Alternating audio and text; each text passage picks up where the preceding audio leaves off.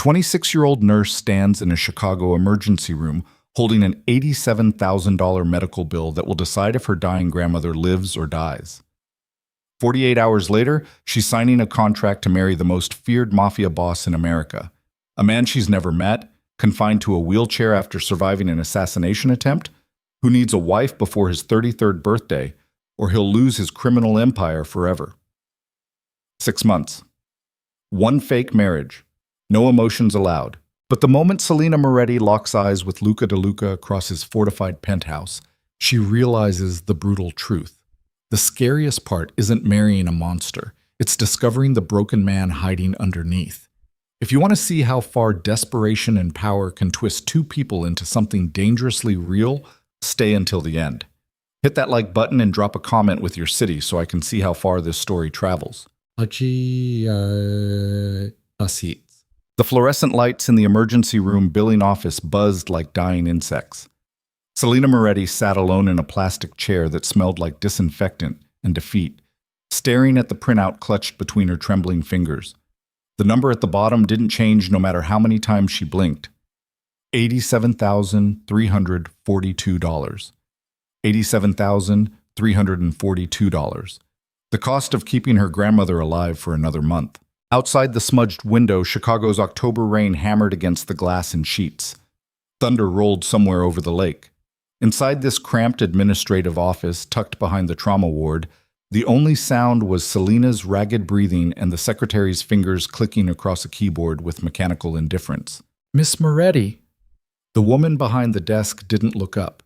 Mid-50s, reading glasses perched on her nose, expression carved from granite. "We need a payment plan in place by Friday, or we'll have to transfer your grandmother to county." County meant no dialysis. No dialysis meant 3 weeks, maybe 4. Selena's throat closed. "I'm working on it. You said that last week." "I sold my car." "And?" It wasn't enough. The secretary finally looked up. Her eyes held no sympathy, just tired bureaucracy. "Then I suggest you work faster." Selena stood before her knees could buckle. She folded the bill with shaking hands, stuffed it into her purse, and walked out of that office like she wasn't drowning. Pride was the only thing she had left. She'd be damned if she'd lose it in front of a woman paid to watch people break. The emergency room hallway stretched before her. Nurses hustling between trauma bays, patients groaning behind curtains, monitors beeping their endless rhythm of crisis. This was supposed to be her world. She'd spent 2 years working as a nurse assistant in this exact hospital, pulling double shifts, learning everything she could before applying to nursing school. Now she couldn't afford to save the one person who mattered. Her phone buzzed. Unknown number. Selena almost ignored it. Debt collectors had been circling for weeks, but something made her answer. "Is this Selena Moretti?" The voice was male, smooth, professional, the kind of voice that belonged to expensive lawyers and men who never had to raise their tone to be heard. "Who's asking?" "My name is Vincent Graves. I represent the DeLuca family." A pause. "I believe we can help each other." The name hit her like cold water. DeLuca. Everyone in Chicago knew that name. The outfit might have fractured decades ago, but the DeLuca syndicate rose from the ashes stronger, quieter, more dangerous. They controlled shipping routes, construction contracts, half the city council. The kind of power that didn't need to advertise itself because everyone already knew to stay the hell out of their way. "I'm not interested," Selena said. "You haven't heard the offer." "I don't need to. Your grandmother needs dialysis 3 times a week. You're drowning in medical debt. You sold your car last Tuesday for $3,200. You've applied for 17 different loans in the past month, all denied." Vincent Graves paused. "We know everything about you, Miss Moretti. The question is whether you're smart enough to listen." Fear spiked through her chest. "How did you—" "Tomorrow. Noon. The address will be texted to your phone." His voice didn't change, didn't threaten, didn't plead. It simply stated facts. "If you want to save her, you'll show up." The line went dead. Selena stood frozen in the middle of that hallway while doctors rushed past and trauma alerts blared overhead. Her heart hammered against her ribs. Her hands wouldn't stop shaking. She should call the police. She should run. She should do anything except what she knew she was going to do. Because the truth was simple and brutal. She was out of options. Chat. The next day, Selena stood outside a glass tower in downtown Chicago, staring up at the kind of building where people like her didn't belong. 70 stories of steel and money. Security guards in the lobby, cameras everywhere. The text had been blunt. Penthouse, noon, come alone. She was 15 minutes early because terror had kept her awake all night. The elevator ride lasted forever. Mirrored walls reflected a woman who looked like she'd aged 5 years in 2 months. Dark circles under her eyes, chapped lips, nurse scrubs under a thrift store coat because she'd sold everything decent weeks ago. The penthouse doors opened directly into the apartment. No hallway, no warning, just luxury so obscene it felt like violence. Floor-to-ceiling windows overlooked the entire city. Modern furniture arranged with military precision. Art on the walls that probably cost more than her entire life. And standing in the center of it all, hands folded behind his back like a funeral director, was the man from the phone. Vincent Graves looked exactly like his voice sounded. Expensive suit, silver hair, the kind of calm that came from watching people bleed without flinching. He was maybe 60, maybe 70, hard to tell when power kept you preserved. Miss Moretti. He gestured toward a leather chair facing the windows. Please sit. Selena didn't move. What is this? A business proposal. I don't do business with criminals. Everyone does business with criminals, Miss Moretti. Most just don't realize it. Vincent walked to a bar cart and poured 2 glasses of something amber. He set one on the table beside the chair. Sit. You'll want to be sitting for this. She shouldn't have listened, but exhaustion and desperation made her stupid. Selena sat. Vincent remained standing, silhouetted against the skyline like he owned the weather itself. You're familiar with the DeLuca family? Everyone is? Then you know that 6 months ago, our organization suffered a significant loss. An assassination attempt targeting Luca DeLuca resulted in extensive injuries. He survived, but the recovery has been complicated. Selena's jaw tightened. And you're telling me this why? Because Luca DeLuca needs a wife. Silence. The words hung in the air like something obscene. Selena laughed. It came out sharp and broken. You're insane. Luca's father, Domenico de Luca, was a man of particular convictions. His will stipulates that Luca must be married before his 33rd birthday to assume full control of the syndicate. If he fails to meet this requirement, leadership defaults to his uncle, a man whose management style would destabilize everything we've built. Not my problem. Your grandmother has 2 weeks before county transfers her to hospice care. Vincent's expression didn't change. We're offering you a solution. Selena's stomach turned. You want me to marry him? 6 months. Public appearances as needed. You'll live in the estate, fulfill the terms of the contract, and when Luca's birthday passes and the inheritance is secured, you'll receive a quiet annulment in compensation for your time. How much compensation? All medical expenses cleared immediately. Your grandmother receives the best private care available for the rest of her life. You receive a lump sum of $200,000 upon completion of the contract. Vincent finally moved, walking to the window. Additionally, you'll have access to resources that will ensure nursing school is no longer a financial burden. It was too much, too easy, too evil. Why me? You're nobody. Vincent said it without cruelty, just fact. No political connections, no criminal record, no social media presence worth mentioning. You work hard, keep your head down, and you're desperate enough to consider this conversation instead of running. That makes you perfect. Selena stood. Her legs felt like water. I'm leaving. Your grandmother will be dead in 3 weeks. Don't. You'll watch her die knowing you had a chance to save her. Vincent turned to face her fully. And for what? Pride? Morality? She raised you after your parents died in that car accident. She worked 2 jobs to keep you fed. She's the reason you're standing here at all. His voice dropped. So tell me, Miss Moretti, what's your pride worth compared to her life? The cruelty of it was how right he was. Selena's hands balled into fists, tears burned behind her eyes, but she refused to let them fall. Not here. Not in front of this man. I want to meet him first. That can be arranged, and I want the medical bills cleared before I agree to anything. Vincent smiled. It was the expression of a predator watching prey walk into the trap. Done. The DeLuca estate sat 40 minutes outside the city, hidden behind gates that looked decorative until you noticed the cameras, the reinforced steel, the guard station manned by men who carried guns the way other people carried phones. Selena sat in the back of a black sedan with windows tinted so dark the world outside looked like a funeral. Vincent hadn't come with her. Instead, two silent men in suits drove her through suburbs that gave way to rural wealth, sprawling properties separated by forests and fences, the kind of land where neighbors couldn't hear you scream. The mansion materialized through the trees like something out of a nightmare. 3 stories of stone and dark wood. Columns framing the entrance, ivy crawling up the walls like the house was being slowly consumed by the earth itself. Lights glowed in some windows. Others stayed dark. The whole place radiated menace disguised as elegance. The car stopped at the front steps. One of the men opened her door. This way. Inside, the wealth became oppressive. Marble floors, crystal chandeliers, paintings of dead men in gilded frames, their eyes following her like accusations. Armed guards stood at intervals along the hallway, faces blank, hands resting casually near concealed weapons. They led her through corridors that smelled like old money and older violence until they reached a set of double doors carved with scenes she didn't want to examine too closely. The guard knocked once. Enter. The voice was rough, controlled, the sound of a man who'd learned to weaponize every word. The doors opened.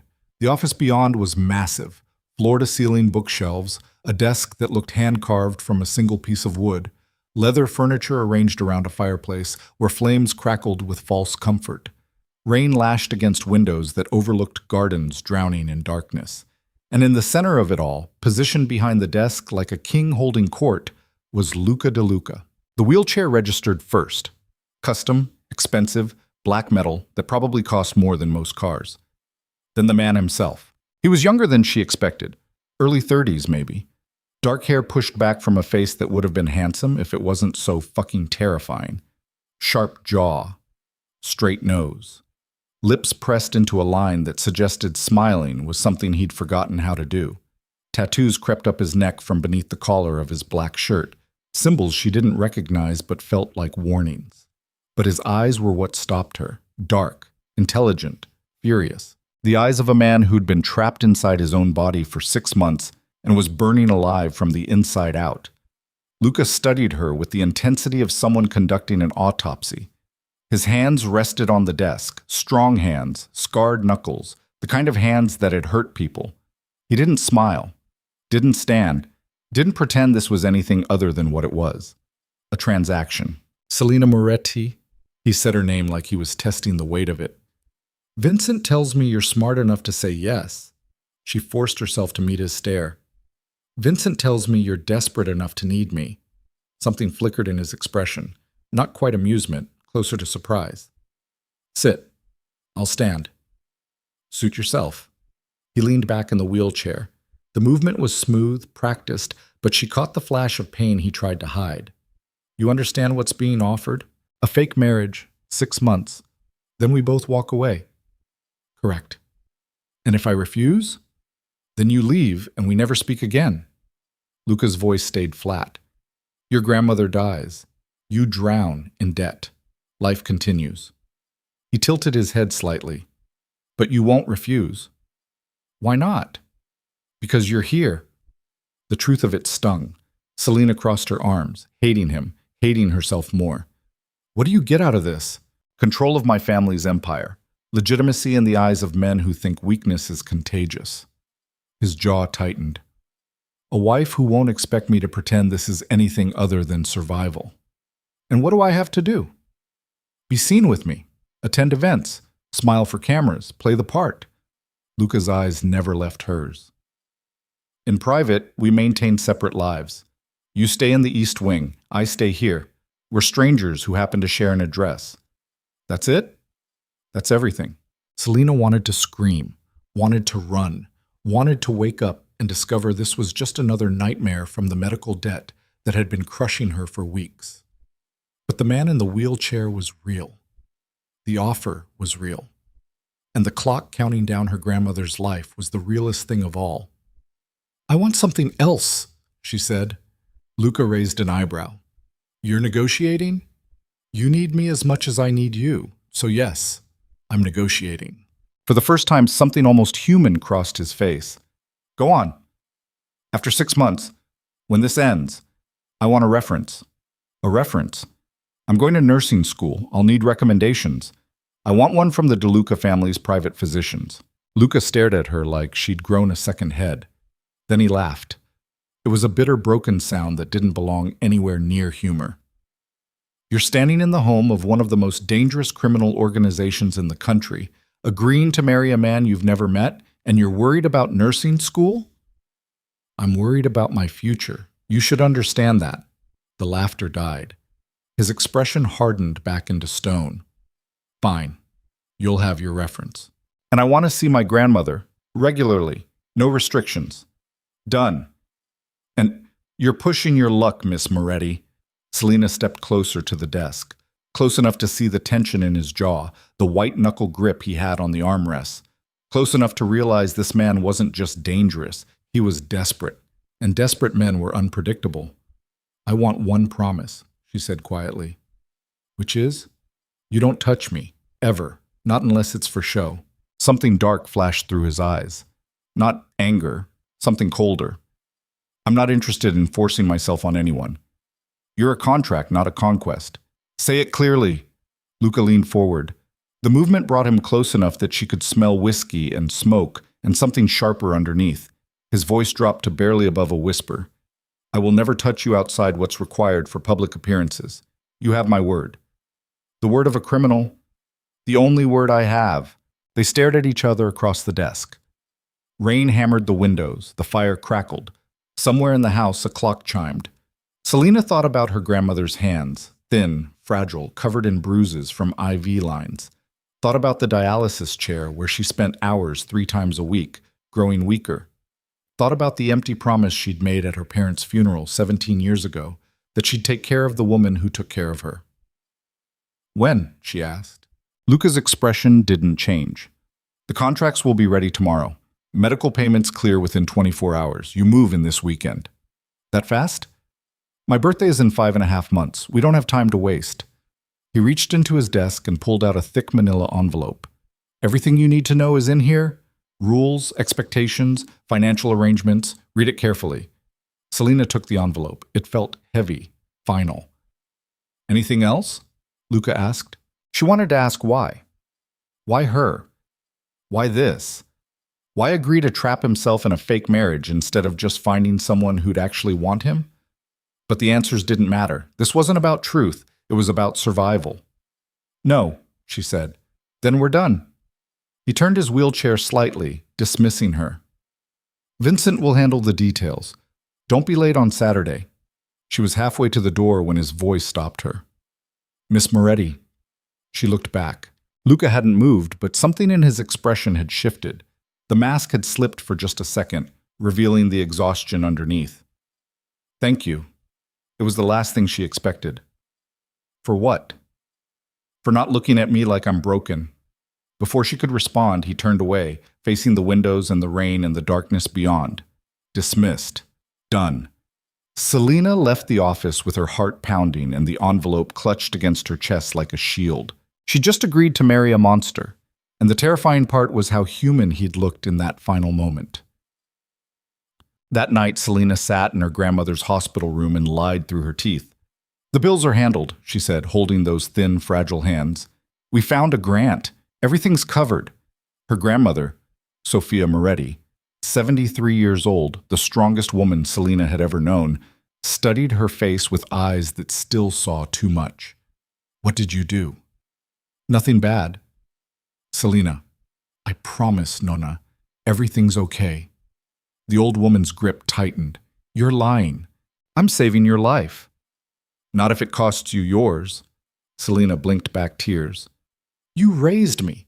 You worked yourself half to death to keep me clothed and fed after Mom and Dad died. You were there for every award, every disappointment, every night I came home crying." Her voice cracked. "Let me do this, please." Sophia's expression broke. She pulled Selena close, pressing a kiss to her forehead like she used to when Selena was small and scared of thunderstorms. "Whatever you're doing, be smart, be safe. Come back to me." "I will." It was another lie, but it was the kindest one she had. Saturday arrived like an execution date. Selena packed everything she owned into 2 suitcases and a backpack. Clothes, books, photos, her nursing textbooks. The entire physical record of her 26 years fit in the trunk of the sedan Vincent sent to collect her. No ceremony, no goodbye party. Just her, standing in the empty apartment she could no longer afford, staring at walls that held ghosts of better years. Her phone buzzed. Time to go. VG. The drive to the estate felt longer this time. Maybe because she knew there was no coming back from this. Once she walked through those gates, she'd belong to the DeLuca family. Once she signed those contracts, she'd be Luca DeLuca's wife. The thought made her want to throw up. The house looked even more imposing in daylight. Guards everywhere. Cameras tracking her movement from the gates to the front entrance. Staff moving through the halls like silent ghosts, eyes down, mouths shut. A woman in her 50s met her in the foyer, gray hair pulled into a severe bun, black dress, expression that suggested she'd seen everything twice and wasn't impressed. "I'm Teresa. I manage the household. You'll report to me for scheduling and estate matters." "Nice to meet you." Teresa didn't return the pleasantry. "Your rooms are in the East Wing, 2nd floor.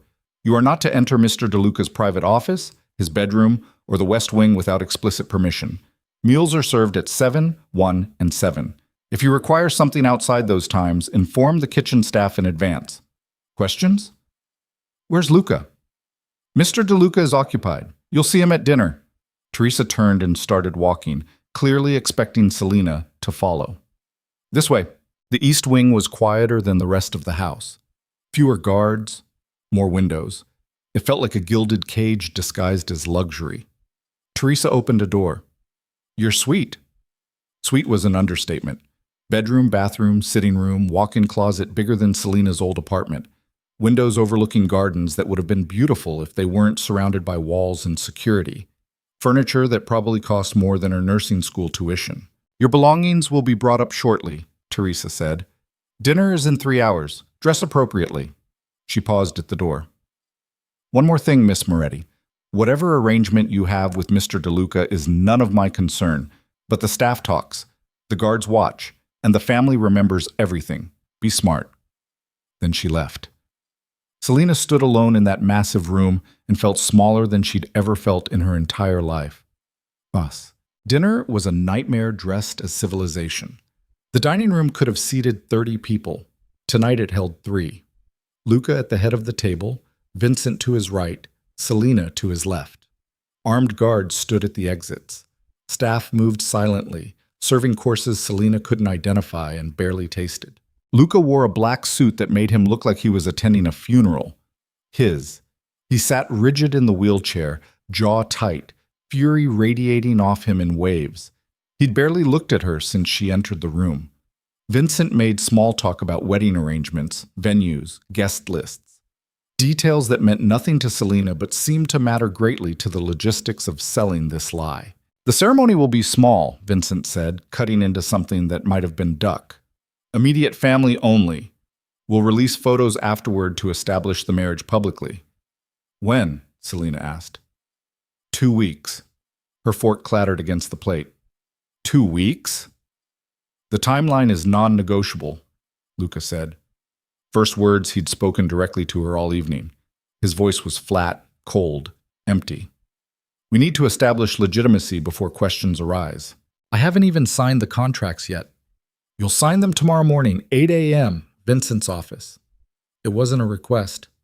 Selena set down her fork carefully. "And if I refuse?" Luca finally looked at her, really looked at her. His eyes were empty in a way that made her skin crawl. "Then you'll be removed from the property and we'll find someone else within 24 hours.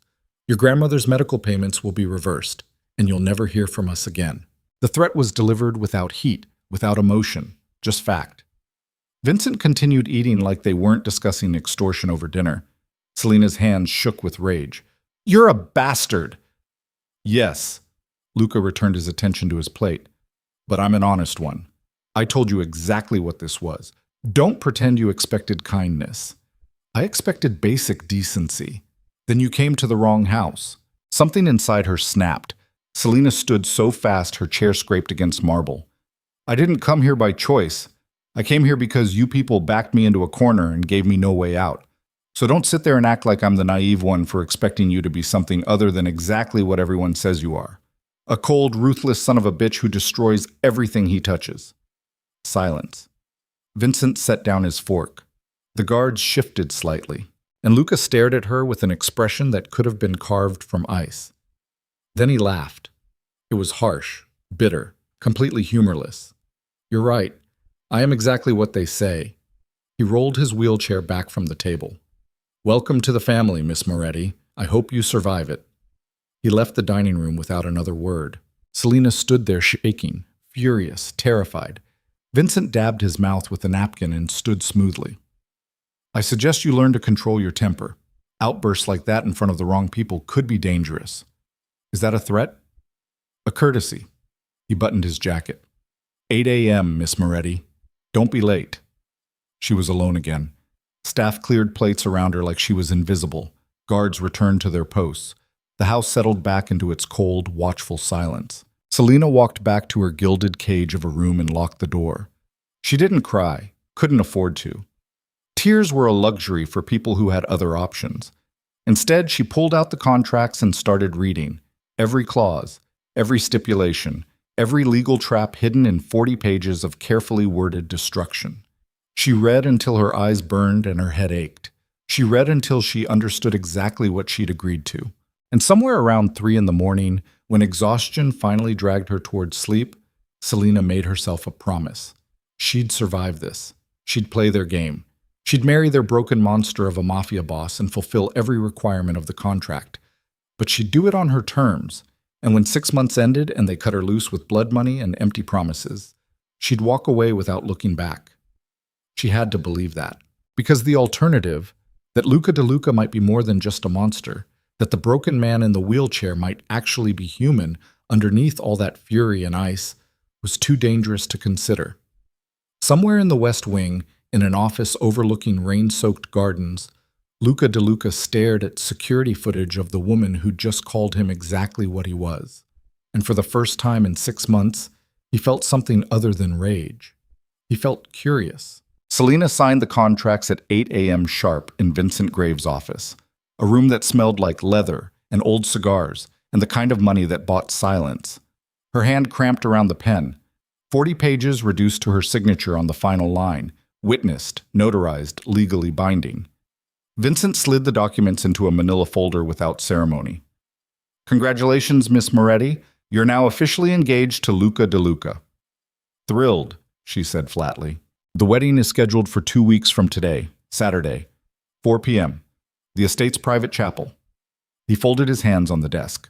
Between now and then, you'll need to be seen with Luca publicly. Establish the relationship as genuine. How am I supposed to do that when he won't even look at me? That's between you and him. Vincent's expression didn't change. But I suggest you figure it out quickly. There are people watching this family very carefully. Any sign of weakness, any hint that this marriage isn't legitimate, and everything we've built will collapse. Not my problem. It became your problem the moment you signed those papers. He stood, smoothing his suit. Your grandmother's first payment cleared this morning. She's being transferred to a private facility this afternoon. I suggest you visit her before the chaos begins. Selena left that office feeling like she'd just sold something she couldn't get back. Teak. The private facility was everything the charity hospital wasn't. Clean floors, attentive nurses, equipment that looked like it belonged in this decade. Her grandmother had a private room with windows overlooking a garden. Real flowers on the bedside table. Color in her cheeks for the first time in months. Sophia gripped her hand the moment Selena walked in. What did you do? I told you, a grant, a sheet. Don't lie to me. Her grandmother's voice was weak but sharp. I've been poor my entire life. Grants don't move this fast. Grants don't come with private rooms and doctors who actually smile. Selena sat on the edge of the bed. Outside the window, autumn leaves turned the garden into fire. I made a deal. What kind of deal? The kind that keeps you alive. Sophia's grip tightened. Selena, I'm getting married. The words came out hollow. To someone who can afford all of this. Someone who needed a wife, and I needed help, and it's temporary, and it's fine. Who is he? You don't know him. Then why won't you say his name? Because saying it out loud would make it real. Because her grandmother would recognize the name DeLuca and understand exactly what kind of hell Selena had walked into. Because the truth would break this fragile old woman's heart. It doesn't matter, Selena whispered. What matters is you're getting better. What matters is you're safe. Sophia stared at her for a long moment. Then she pulled Selena close, pressing her forehead against her granddaughter's. Whatever you've done, promise me you'll be careful. I promise. And promise me you'll walk away if it becomes too much. That was the one promise Selena couldn't make. So she just held on tight and tried not to think about the wedding in 2 weeks, or the cold-eyed man in the wheelchair, or the 6 months stretching ahead like a prison sentence. Well, she returned to the estate that afternoon to find chaos. Staff rushed through hallways carrying garment bags and flower samples. Teresa barked orders at caterers. Vincent stood in the foyer with his phone pressed to his ear, speaking rapid Italian to someone who clearly wasn't cooperating. And in the center of it all, looking like he wanted to burn the entire house down, was Luca. He sat in his wheelchair near the grand staircase, jaw clenched, hands gripping the armrest so hard his knuckles had gone white. A tailor knelt beside him with fabric swatches while a wedding planner hovered nearby with a tablet, rattling off details Luca clearly didn't give a damn about. His eyes found Selena the moment she walked in. You're late, he said. I was visiting my grandmother. Touching. He turned to the wedding planner. We're done here. But Mr. DeLuca, we still need to finalize the... I said we're done. The woman fled. The tailor gathered his things and disappeared. Vincent ended his call and approached with the careful neutrality of someone defusing a bomb. We need to discuss the guest list, he said. No guests, Luca said. That's not... No, guests. He rolled his wheelchair toward the hallway leading to his office. Family only. Immediate family. That's final. Vincent sighed and looked at Selena. Can you talk to him? Why would he listen to me? Because you're the only person in this house who isn't afraid of him. That wasn't true. Selena was terrified of Luca DeLuca, just not for the reasons everyone else was. She found him in his office, parked in front of the fireplace, where flames crackled despite the mild weather outside. He didn't turn when she entered, didn't acknowledge her presence, just stared at the fire like it held answers he couldn't find anywhere else. We need to talk, Selena said. No, we don't. Vincent says...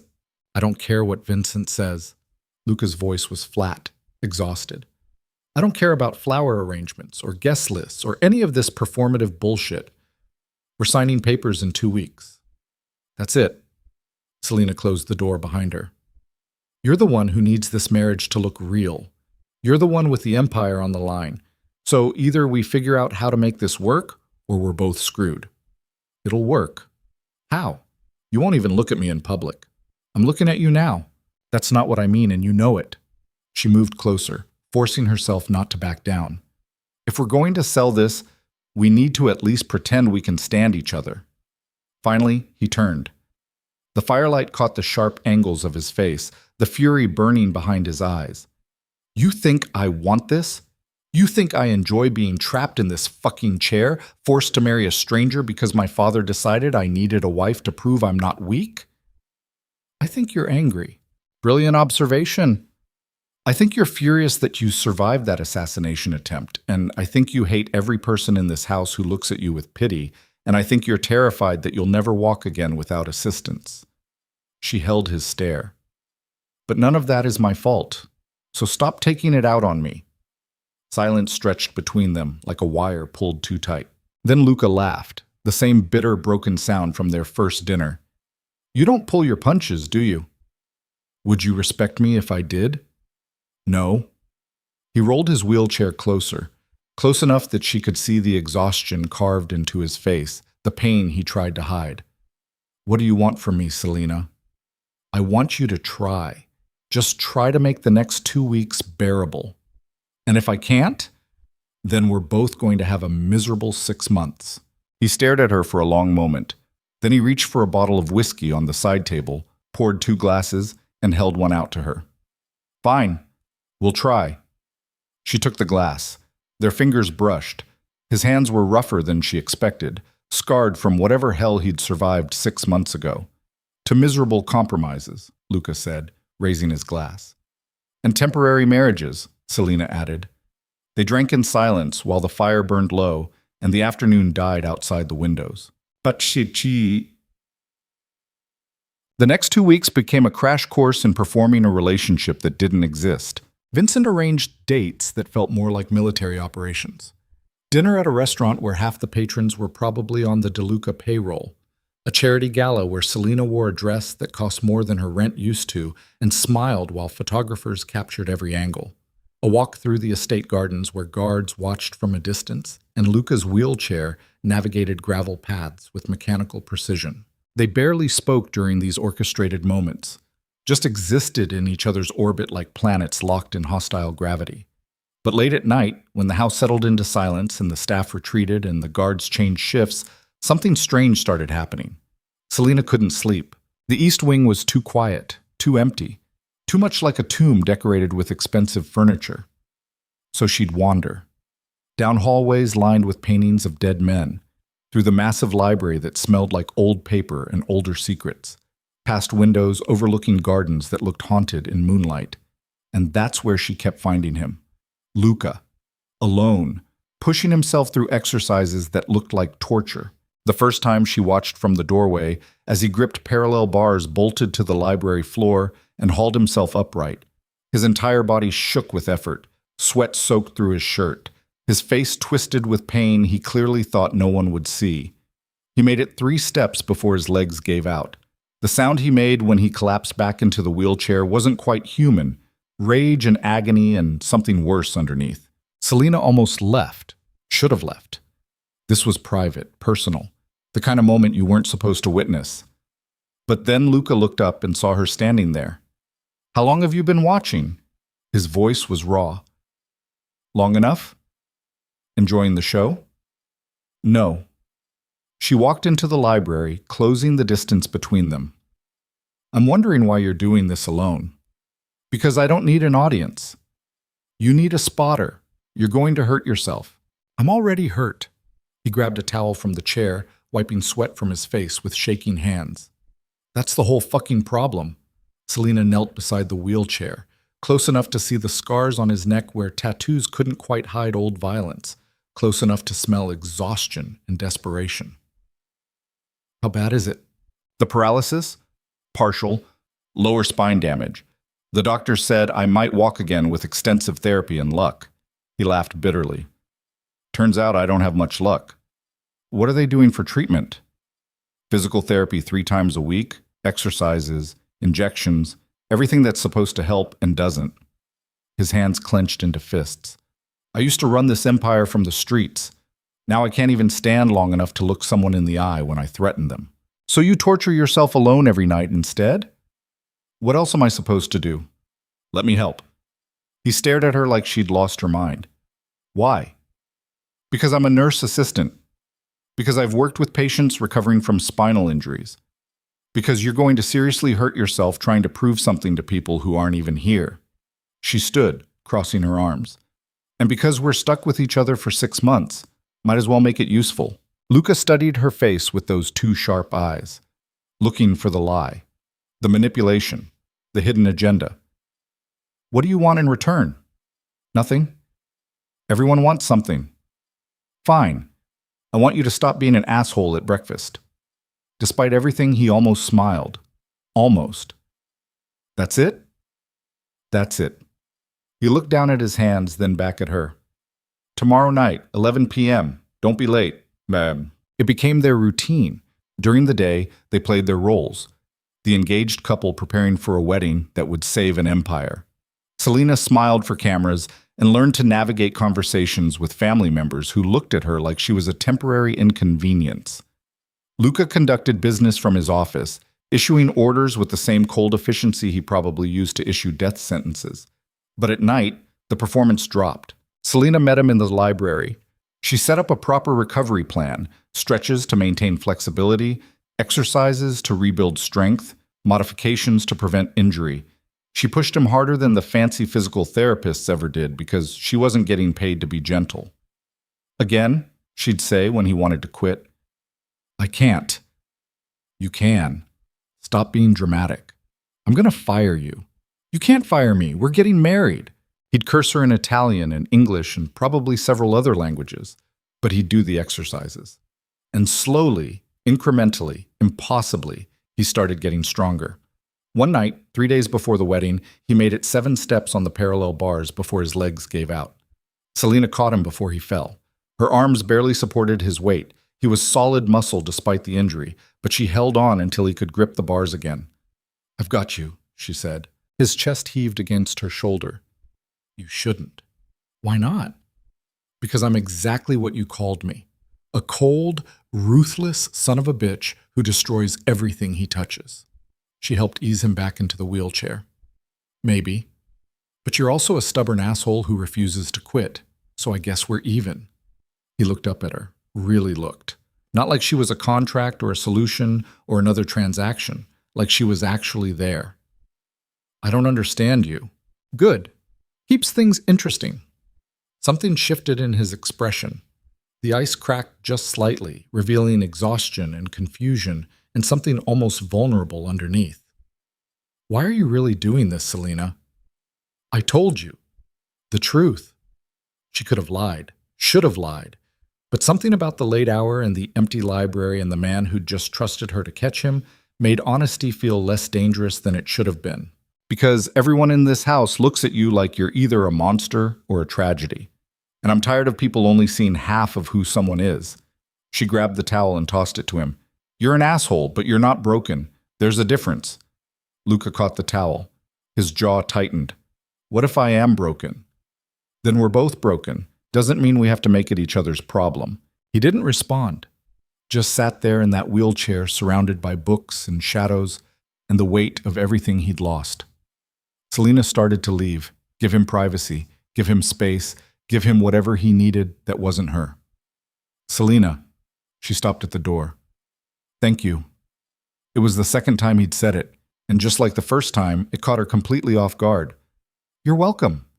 She left before the moment could become something she didn't know how to handle. But the wedding arrived like a storm nobody wanted, but everyone had to survive. The estate's chapel was small, maybe 50 seats, but filled with people who looked like they belonged in a crime documentary. Men in expensive suits with dead eyes. Women dripping jewelry that probably came from someone else's vault. Family members who watched Selena like vultures circling prey. Vincent stood near the altar, orchestrating everything with military precision. Teresa had transformed the chapel with white flowers and candles that made the whole space look beautiful and vaguely threatening. Selena stood in a side room wearing a wedding dress she'd never chosen. White lace, fitted bodice, the kind of gown that cost more than her entire childhood. Her hands shook as she stared at her reflection in the mirror. This was insane. She was about to marry a mafia boss she'd known for 2 weeks, walk down an aisle toward a man who'd bought her like property, promise forever to someone she'd be free of in 5.5 months. The door opened. Sophia shuffled in, leaning on a cane but steady. Color finally returned to her face. The private facility had worked miracles. "You look beautiful," her grandmother whispered. Selena's throat closed. "Nonna, I know." Sophia reached up to touch her cheek. "I know who he is. I'm old, not stupid. The DeLuca name is all over Chicago." "Then you know why I can't." "I know you're braver than I ever was." Tears filled Sophia's eyes. "And I know you're doing this for me. So promise me one thing, Tesoro." "Anything. Don't lose yourself in that house. Don't let them make you into something you're not." She gripped Selena's hand. "And if it gets bad, really bad, you run. You hear me? You run and you don't look back." "I will." Another lie. But Sophia needed to hear it. Music started somewhere beyond the door, the processional. Time was up. Selena walked down that aisle alone. No father to give her away, no one to pretend this was anything other than what it was, and every eye in the chapel tracked her movement, judging, calculating, wondering what kind of woman would marry Luca DeLuca. Then she saw him, and the entire world stopped. Luca stood at the altar, not sitting, not in his wheelchair, standing. He wore a black suit tailored perfectly to hide the braces she knew were underneath. His hands gripped a cane for balance. Pain tightened the corners of his eyes. But he stood there like a king reclaiming his throne, refusing to show weakness in front of the men waiting to steal his crown. Their eyes met across the chapel. He didn't smile, didn't pretend this was romantic, but something passed between them in that moment. Acknowledgement, maybe. Respect. The shared understanding that they were both drowning and had decided to go down fighting. Selena reached the altar, stood beside him. Close enough to see the tremor in his hands he tried to hide. Close enough to realize just how much this was costing him. "You're standing," she whispered. "Had to." His voice was low, strained. "Can't show them weakness." "You're insane. You married me. What does that make you?" The officiant began speaking words that probably mattered legally but meant nothing emotionally. Vows were exchanged, scripted, hollow, purchased. Rings were produced, diamonds and gold and empty promises. "Do you take this woman to be your lawfully wedded wife?" Luca's jaw tightened. His eyes never left hers. "I do." "And do you take this man to be your lawfully wedded husband?" Selena thought about her grandmother in that hospital room. Thought about the contract sitting in Vincent's office. Thought about 6 months and then freedom and then never having to see any of these people again. "I do. You may kiss the bride." This was the part she'd been dreading, the performance, the lie made physical. Luca shifted his weight onto the cane, freeing one hand. He reached up slowly, giving her time to pull away, and cupped her face with surprising gentleness. "Make it look real," he murmured. Then he kissed her. It was supposed to be brief, professional, forgettable. Instead, it destroyed something inside her she didn't know existed. His lips were warm despite everything cold about him. The kiss was controlled but somehow desperate underneath, like a drowning man stealing oxygen. His hand trembled against her cheek, and for one impossible second, Selena forgot where they were, forgot the audience, forgot that this was fake. She kissed him back. The chapel erupted in polite applause. Family members stood. Cameras flashed. Luca pulled back first. His expression was unreadable, but his eyes held something dangerous. Confusion. Maybe fear. "Come on," he said quietly. "Let's get this over with. Come on." The reception was held in the estate's ballroom. Crystal chandeliers, imported champagne, a string quartet playing music that sounded expensive and lifeless. Selena moved through the crowd on Luca's arm, smiling until her face hurt, making small talk with people whose names she'd never remember. Luca had returned to his wheelchair after the ceremony. The standing had cost him. She could see the exhaustion buried beneath his mask, the pain he swallowed without complaint, but everyone who approached him did so carefully, respectfully. Whatever he'd proven by standing at that altar had worked. Near midnight, Selena finally escaped to the balcony. Cool air hit her lungs like salvation. Chicago sprawled below, lights and noise and normal people living normal lives where marriage meant something real. "You did well tonight." She turned. Vincent stood in the doorway, hands folded behind his back. "Thanks," she said flatly. "I mean it." The family was impressed, thrilled to have their approval. Vincent stepped onto the balcony. For a long moment, he just stood there, staring at the city. "Luca's father was my closest friend. We built this organization together, and when he died, I promised I'd protect his son." He glanced at her. "You're good for him." "I'm a contract." "You're someone who doesn't fear him or pity him. That's rare." He turned to leave, then paused. "Be careful, Miss Moretti. This family has a way of consuming people. Is that a warning or a threat?" "A courtesy." He disappeared back inside. Selena stayed on that balcony until her feet ached and the music died and the last guest finally left. Then she went back inside to find Luca. He was in the library. Of course he was. Sitting alone in his wheelchair, surrounded by books and shadows, staring at nothing. "You okay?" she asked. "Fine." "Liar." He almost smiled. "You should go to bed. Long day." "You first." "I don't sleep much." "Neither do I." She sat in the chair across from him. "So we might as well suffer together." They sat in silence for a while. The house settled around them, guards changing shifts, staff retreating to wherever they lived, the normal sounds of a fortress pretending to be a home. "That kiss," Luca said finally. Selena's heart kicked against her ribs. What about it? It was supposed to be for show. It was. Didn't feel like it. She didn't know what to say to that. Didn't know how to explain that his mouth on hers had felt like falling and flying at the same time. That for one terrifying second, she'd wanted it to be real. "We sold it," she said instead. "That's what matters." Right. But he looked at her like he didn't believe her any more than she believed herself. The clock on the mantel struck 1.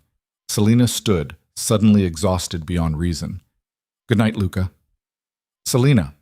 She stopped. "You don't have to do this." "Do what?" "Any of it. The exercises, the late nights, pretending you give a damn." His voice was rough. "You signed a contract for 6 months. You don't owe me anything beyond that." "I know." "Then why?" She looked at him, really looked, and saw the same exhaustion and confusion she felt reflected back.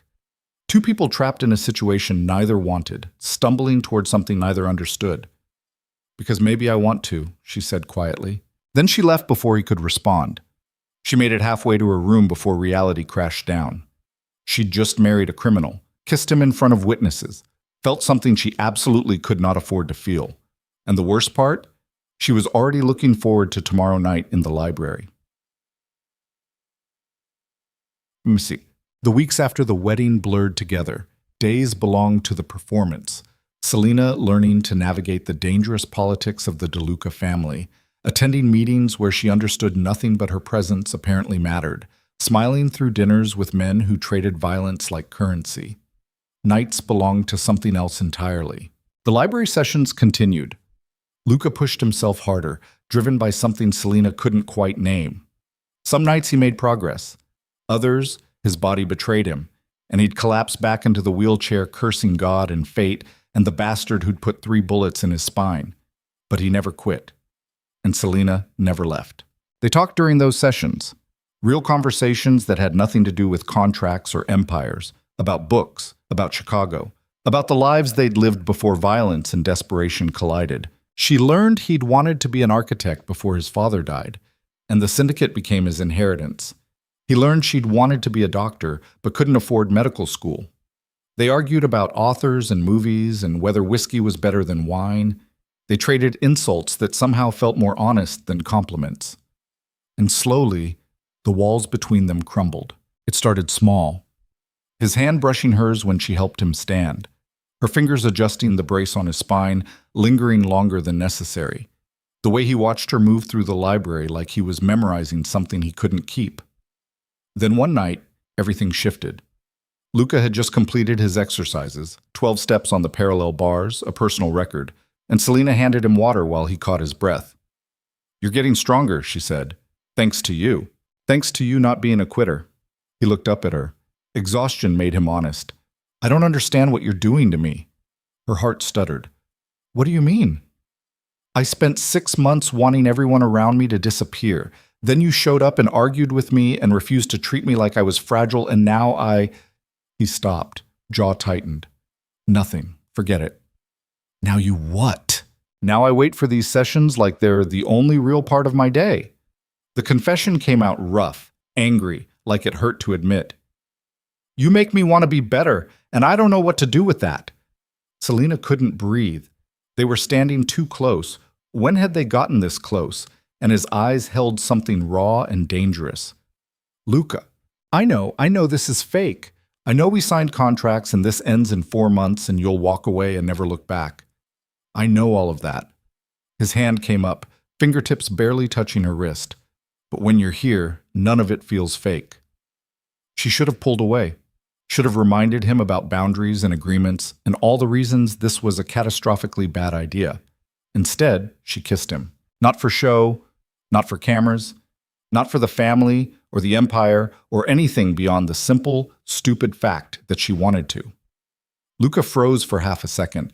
Then his hand slid into her hair and he kissed her back with 6 months of loneliness and desperation and something terrifyingly close to need. It wasn't gentle, wasn't careful.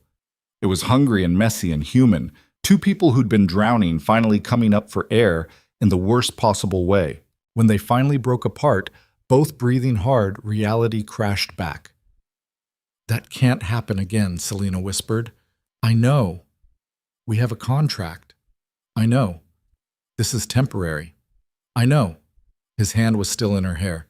"But I don't care anymore." That was the problem. Neither did she. They tried to stay away from each other after that. Failed miserably. The kisses became routine, stolen moments in empty hallways, late nights in the library when exercises turned into something else entirely, mornings when she'd find him in the kitchen before dawn and the distance between them would evaporate. They never talked about it, never acknowledged what was happening, as if silence could protect them from the inevitable disaster. But the tension became obvious. Staff started whispering. Guards exchanged knowing looks. And at a family dinner 3 months into the marriage, Luca's uncle, a man named Dante, who looked like violence wearing an expensive suit, finally addressed it. "Your wife seems quite devoted, Luca. She fulfills her obligations." Luca's voice stayed flat, neutral. "More than her obligations, from what I hear." Dante's smile was all teeth.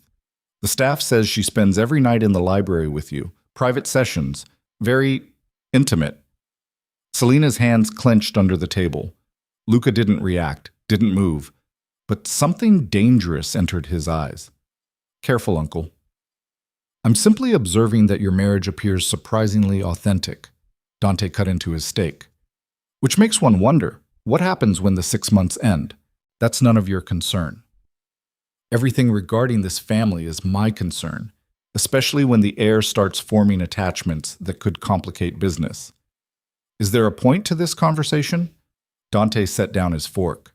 "The point, nephew, is that contracts have expiration dates, and when yours expires, decisions will need to be made." His eyes slid to Selena. "I'd hate to see your wife caught in the crossfire of family politics." It was a threat, thinly veiled but clear. Luca's jaw locked. "Get out." "I'm simply get out." The entire table went silent. Even Vincent looked tense. Dante stared at his nephew with something between amusement and calculation. Then he stood, dabbing his mouth with a napkin. "Of course. My apologies if I've caused offense." He nodded to Selena. "Mrs. DeLuca, lovely to see you as always." He left. The dinner resumed, but the damage was done. That night, Selena found Luca in his office instead of the library. He sat in the dark, staring at nothing, whiskey glass in hand. "You okay?" she asked. "No." She closed the door and sat across from him. "What Dante said is true." Luca drained the glass. "We have 3 months left on our contract, then you walk away. That was the deal." "I know. So what are we doing, Selena? What the hell is this?" She didn't have an answer, or maybe she did and was too afraid to say it out loud. "I don't know," she whispered. "We're complicating something that was supposed to be simple." "I know. You should stay away from me." "I know. But you won't." "No." She met his eyes across the darkness. "Will you?" He laughed bitterly. "No." They sat in silence while the truth settled between them. Heavy, dangerous, impossible to ignore. Somewhere along the way, the fake marriage had become something real, and neither of them knew how to survive it. 3 days after Dante's threat, Selena woke to find her grandmother missing. Not missing. Gone. The private facility called at 6 a.m. with voices that tried to sound professional while delivering catastrophe. Sophia Moretti had been transferred during the night. New orders. New facility. They couldn't provide details. When Selena demanded answers, the administrator stumbled through apologies before the line went dead. She tore through the estate in yesterday's clothes, barefoot, panic clawing up her throat. Found Vincent in his office before 7, already dressed like he'd been expecting her. "Where is she?" Selena's voice shook. "Where the hell is my grandmother?" Vincent folded his hands on his desk. "She's safe." "That's not what I asked." "She's been moved to a more secure location, for her protection." "Protection from what?" Then understanding hit like cold water. "This is Dante, isn't it? He threatened her." Dante has made his position clear. He believes your continued presence in this family poses a risk. Vincent's expression stayed neutral. The marriage contract expires in 3 months. He's taking steps to ensure a smooth transition. A smooth transition? Selena's hands clenched into fists. You mean he's using my grandmother as leverage to make sure I disappear when the 6 months are up? I mean, she's safer away from the estate until certain matters are resolved. Let me talk to her. That's not advisable. Let me talk to her, or I walk out that front door right now and tell every journalist in Chicago exactly what kind of family this is. Vincent's eyes hardened. You signed a non-disclosure agreement. Sue me. I'll be bankrupt either way. She leaned across his desk. Let me talk to her. For a long moment, Vincent just stared. Then he picked up his phone, dialed a number, and slid it across the desk. It rang 4 times before her grandmother's voice answered. Weak, tired, but alive. Selena? Nona. Relief and rage crashed together. Are you okay? Where are you? I don't know. They moved me last night, said it was for safety. Sophia's voice dropped to a whisper. What's happening? What did you do? Nothing. I didn't do anything. Then why? I'll fix this, I promise. Just stay calm and cooperate, and I'll get you out of there. Selena, listen to me. Her grandmother's voice cracked. Whatever they want, give it to them. Walk away. Save yourself. I'm not leaving you. You have to. The line cut off. Vincent retrieved his phone with mechanical precision. She's comfortable, well cared for, and she'll remain that way as long as you fulfill your obligations. My obligations were to stay married for 6 months, not to be held hostage. You're not being held hostage. You're being reminded that actions have consequences. He stood, smoothing his suit. Luca's birthday is in 73 days. Until then, you'll continue to play your role. After the inheritance transfers and the marriage ends, your grandmother will be returned and compensated for the inconvenience. And if I refuse, then Dante's concerns about your loyalty become justified, and justified concerns require permanent solutions. Vincent walked to the door. I suggest you speak with your husband. He's unaware of these arrangements. I'd prefer to keep it that way until after his birthday. He left her standing in that office, shaking with fury she had nowhere to aim.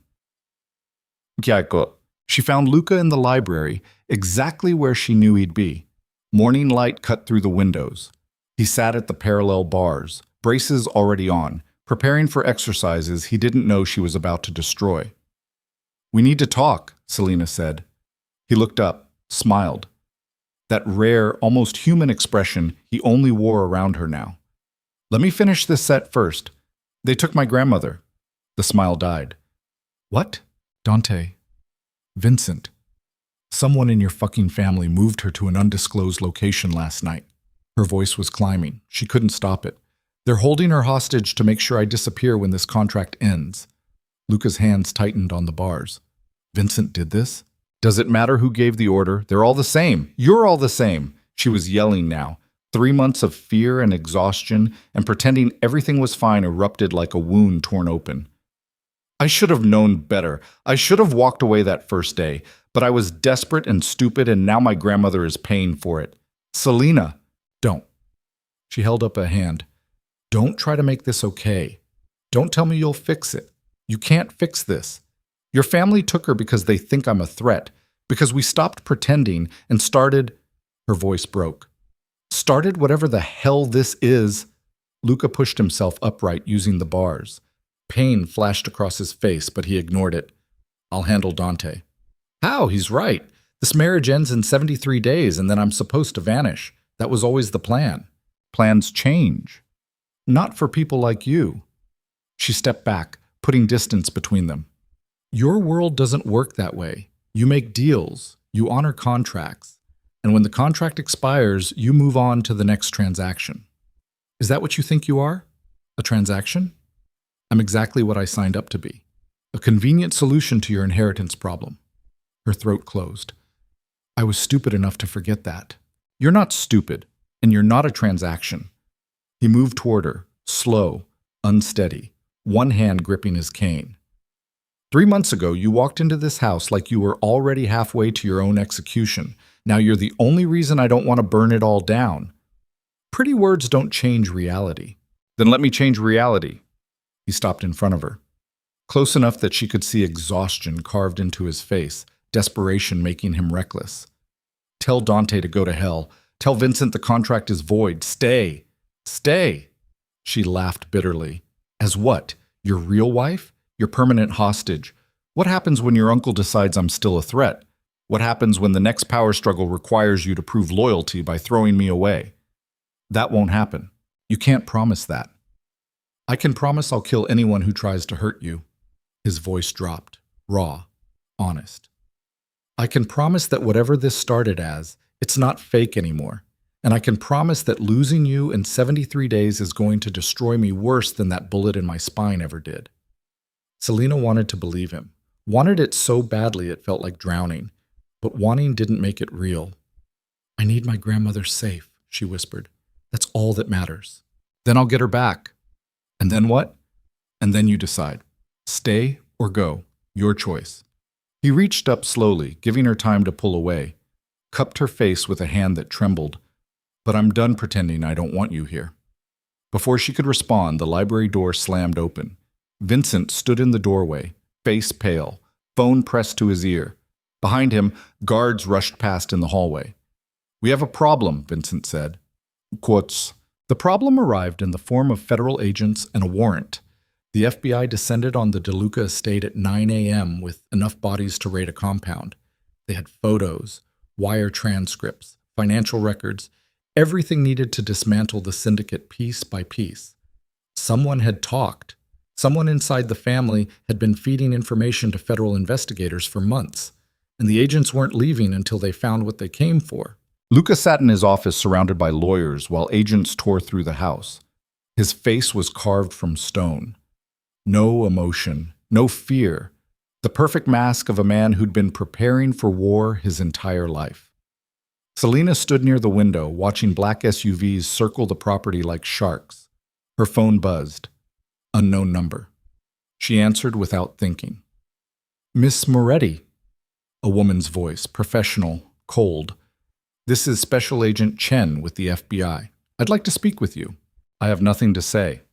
I think you do. I think you have quite a bit to say about the DeLuca family's operations. About Luca DeLuca. About the real nature of your marriage. Selena's blood went cold. I don't know what you're talking about. We know about the contract. We know you were paid to marry him. We know this entire relationship is a fraud designed to secure his inheritance. Papers rustled in the background. That makes you an accessory to multiple federal crimes. Conspiracy. Money laundering. Racketeering. I'm a nurse. I don't know anything about his business. Then you have nothing to hide. Meet me outside. Voluntarily. We can have a conversation away from your husband's lawyers. A pause. Unless you'd prefer we bring you in officially, with handcuffs, in front of cameras. The line went dead. Selena stood frozen, phone still pressed to her ear. Around her, lawyers argued in low voices. Luca issued orders with mechanical precision. Vincent coordinated damage control. No one noticed her slip out of the office and walk downstairs. Agent Chen waited on the front steps. Mid-40s, dark suit, the kind of face that gave nothing away. Two other agents flanked her, backup or witnesses, hard to tell which. Miss Moretti, thank you for coming out. I didn't have much choice. Everyone has choices. Chen gestured toward one of the SUVs. Let's talk somewhere private. They sat in the back of the vehicle. Tinted windows turned the estate into shadows. Chen pulled out a tablet, swiped through screens, and turned it towards Selena. Financial records, wire transfers, contracts bearing her signature. 6 months, Bensimotas. 2 months, Chen said. Marry Luca DeLuca. Secure his inheritance. Walk away with $200,000 and cleared medical debts. She looked up. That about sum it up? Selena's mouth went dry. I want a lawyer. You can have one, but lawyers complicate things, make everything take longer. And while you're waiting for legal representation, your grandmother stays exactly where she is. Chen's expression didn't change. We know Dante DeLuca moved her. We know he's using her as leverage. Work with us and we can bring her home today. Work with you how? Tell us everything. Luca's operations, his connections, the family's business structure. She leaned forward. You've been living in that house for 3 months. You see things, hear things. You're the perfect witness. I'm not a witness. I'm his wife. You're a contractor playing a role. There's a difference. Chen pulled up another screen. Photos of Luca. Meeting with known criminals, standing outside buildings the FBI had been monitoring for years. This man is dangerous. He's hurt people, killed people, and he's very good at hiding it behind expensive suits and legitimate businesses. You don't know him. Neither do you. Not really. He hired you, paid you, used you to secure power. Her voice softened slightly. You were desperate. He exploited that. Don't protect him now.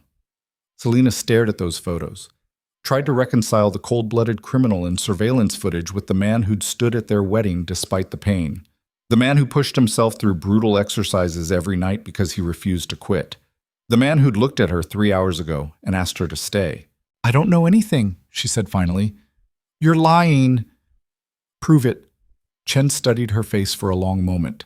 Then she closed the tablet. You think you're protecting him. You think he'll protect you. But the moment this investigation gets serious, he'll throw you under the bus to save himself. That's what men like Luca de Luca do. They use people and discard them. Are we done? For now. Chen handed her a business card. But think carefully, Miss Moretti, about who you're loyal to and why, about what happens when the FBI starts seizing assets and freezing accounts, and your grandmother's medical care suddenly isn't getting paid. Selena took the card, got out of the SUV, walked back into the house on legs that felt like water. She made it to the bathroom before she threw up. The FBI left by early afternoon with boxes of evidence and a promise to return. The lawyers left shortly after, issuing warnings about surveillance and communication security. By dinner, the estate had settled back into its tense, watchful silence. Selena didn't go to the library that night. Instead, she sat in her room staring at Agent Chen's business card and trying not to think about all the ways this could end in disaster. Someone knocked, soft, hesitant. Come in. Luca wheeled himself through the doorway. He looked exhausted, hair disheveled, shirt wrinkled, the kind of bone-deep tired that came from fighting wars on multiple fronts. You talked to them, he said. Not a question. How did you know? Security footage. You were in that SUV for 12 minutes. He rolled closer. What did they offer you? Protection? Immunity? My grandmother returned safely. She looked at him. Everything I wanted 3 months ago. And what did they want in return? You. He nodded slowly, like he'd been expecting it. Are you going to give it to them? I don't know. That's fair. He moved to the window, staring out at gardens drowning in twilight. I've known this was coming for months. My father made too many enemies, cut too many corners. The FBI has been circling since he died. His jaw tightened. I thought I had time to clean things up, make the organization legitimate, but Dante's been sabotaging everything, fighting me for control, and now, he laughed bitterly, now it's all falling apart. So what do we do? We? He looked at her. There is no we, Selena. Our contract ends in 72 days. You'll walk away. Live your life. Forget any of this happened. You asked me to stay. That was before the FBI showed up with enough evidence to put me away for life. His voice was flat, final. I won't drag you down with me. What if I want to be dragged down? Then you're an idiot. Selena stood, crossed the room until they were close enough that she could see every scar, every line of exhaustion, every crack in the armor he wore like skin. I've been an idiot since the day I agreed to marry you. So what's one more stupid decision? Selena, tell me the truth, all of it. What did your father do? What are you trying to fix? What happens if the FBI wins? For a moment, she thought he wouldn't answer. Then something in his expression broke and the truth came pouring out like poison finally lanced from a wound. My father built this empire on extortion, money laundering, and violence. He owned politicians, bribed judges, killed anyone who got in his way. Luca's hands clenched. I hated him. Hated what he'd made me become. So when he died and I inherited this nightmare, I tried to change it. Tried to go legitimate. But you can't wash blood off your hands just because you want to. What did you do? Everything he taught me, everything I promised myself I'd never do. He looked at her. I've hurt people, Selena. Not directly. not personally. But I've given orders that resulted in broken bones and disappeared rivals and families destroyed. I told myself it was necessary, that it was survival, that I'd make it right eventually. His voice cracked. But there is no making it right. The confession hung between them like something poisonous. Why are you telling me this? Selena whispered. Because you deserve to know who you've been sleeping beside for 3 months. Because the FBI is right. I am dangerous. And because when they come back with arrest warrants, I don't want you anywhere near me. That's not your decision. Yes, it is. He turned his wheelchair toward the door. Agent Chen was right about one thing. Men like me use people. And I used you. Hired you. Manipulated your desperation into a contract that saved my empire. He stopped at the threshold. I'm sorry. For all of it. Then he left. Selena stood alone in that room, feeling like something vital had been ripped out of her chest. She didn't sleep that night. Instead, she made a decision that would either save them both or destroy what was left of her soul. At 2 a.m., she called the number on Agent Chen's card. The agent answered on the second ring. Miss Moretti, I was hoping you'd reconsider. I want to make a deal. I'm listening. I'll tell you everything I know about the DeLuca family. Names, operations, anything you need to build your case. Her voice was steady, cold. But I want 3 things in return. Go on. My grandmother comes home, today, with full medical care guaranteed for life. Done. Second, immunity. Complete immunity. Nothing I've done in the past 3 months comes back on me. That's reasonable. And the third? Selena closed her eyes. You don't arrest Luca until after his birthday. Silence on the line. That's in 72 days, Chen said slowly. I know. Why? Because if you arrest him before the inheritance transfers, his uncle takes control. And Dante DeLuca is everything you think Luca is, but worse. He'll burn this organization to the ground and take half of Chicago with him. She swallowed hard. Give Luca time to secure the inheritance. Let him try to go legitimate. And if he fails, you'll have everything you need to put him away. What makes you think he'll try to go legitimate? Because he told me he wanted to. And I think he actually meant it. Another pause.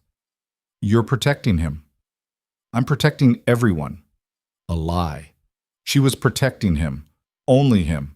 And she hated herself for it. Do we have a deal? I'll need to run this past my superiors. You have 12 hours. After that, I go back to playing the loyal wife, and you get nothing. She hung up before Chen could respond. Then she sat on the edge of her bed and tried not to think about what she'd just done. Dawn arrived with a phone call from the private facility. Her grandmother was being released, transferred back to the original location. All expenses covered indefinitely.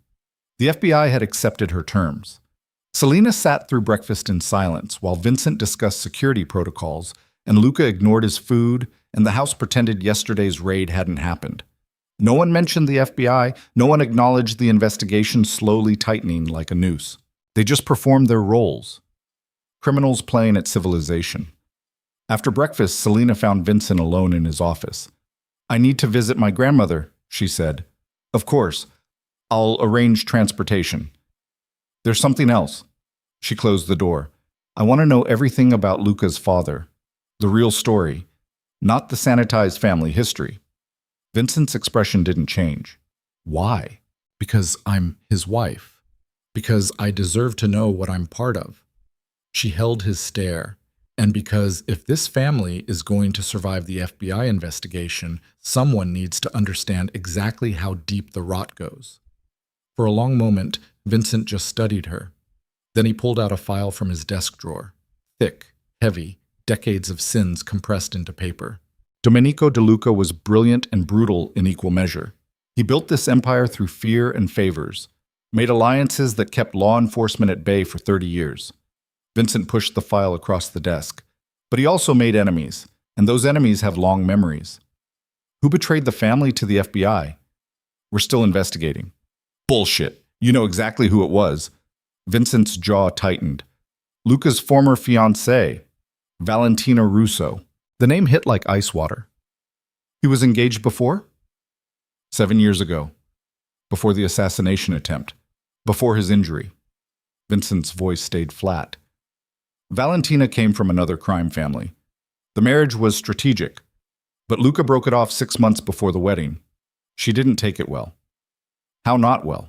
Not well enough to spend 7 years feeding information to federal investigators while pretending to have moved on. He leaned back. She resurfaced 2 months ago, started making contact with old family friends, asking questions, and 3 weeks later the FBI raids our estate. Does Luca know? Not yet. I've been trying to confirm before. The office door exploded inward. Luca rolled through looking like murder carved into human form. She's here. Vincent stood. Who? Valentina. She just walked through the front gate. Valentina Russo was beautiful in the way poisonous things often were. Dark hair, perfect makeup, a smile that looked expensive and dangerous. She stood in the foyer wearing designer clothes and an expression that suggested she owned the place. When she saw Luca, something flickered across her face. Not love, not regret, something colder. Hello, Luca. Her voice was smooth, practiced. You look well. Get out of my house. I just wanted to congratulate you. I heard about your marriage. Her eyes slid to Selena, standing frozen on the stairs. Is this her, the nurse you hired to play wife? Luca's hands tightened on his wheelchair. You have 10 seconds to leave. Or what? You'll have me removed? Valentina laughed. We both know you can't touch me. Not anymore. Not with the FBI watching your every move. You sold us out. It wasn't a question. I gave them what they deserved, what your father deserved. Her expression hardened. He destroyed my family, Luca. Used my father's trust to steal territory, then had him killed when he complained. And you knew. You knew what Domenico did, and you said nothing. My father's sins aren't mine. You're right. Your sins are all your own. She walked closer. Guards tensed but didn't intervene. Did you tell your little fake wife about the people you've hurt? The families you've destroyed trying to be exactly like Domenico? Or does she still think you're some tragic hero trapped in a wheelchair? Selena couldn't move, couldn't breathe. Valentina's words carved through the air like knives finding flesh. I loved you once, Valentina continued. Believed you when you said you wanted to be better than your father. Then you broke our engagement, and I realized the truth. You're exactly like him. You use people, manipulate them, throw them away when they're no longer useful. She turned to Selena. Ask him why he really broke our engagement. Ask him what happened to the last woman stupid enough to believe his lies. Enough. Luca's voice was lethal. Get the hell out of my house. Gladly. I just wanted to see your face when you realized everything you've built is about to come crashing down. Valentina smiled. The FBI has enough now. Within a month, maybe 2, they'll have warrants. And when they drag you away, I'll be watching. She walked out the way she came, leaving destruction in her wake. The foyer erupted into chaos. Vincent issued orders. Guards rushed to secure the perimeter. Lawyers were called. But Selena only had eyes for Luca. He sat in that wheelchair, face carved from stone, fury, and something worse, shame, burning behind his eyes. Is it true? She asked quietly. He didn't answer, didn't look at her, just sat there like a man waiting for execution. Luca, is it true? Did you hurt people the way she said? Yes. One word, flat, final. Why did you break your engagement with her? Because I realized I couldn't be the man she needed and still survive this life. He finally met her eyes, because loving someone in this world is just another way to destroy them. The truth of it hit like a physical blow. Selena turned and walked back upstairs. Each step felt like drowning. Behind her, the house continued its chaos. Vincent shouted, phones rang. The DeLuca empire scrambled to contain damage that couldn't be contained. She locked herself in her room and pulled out her phone. Stared at Agent Chen's number. One call. That's all it would take. One call and the FBI would move immediately.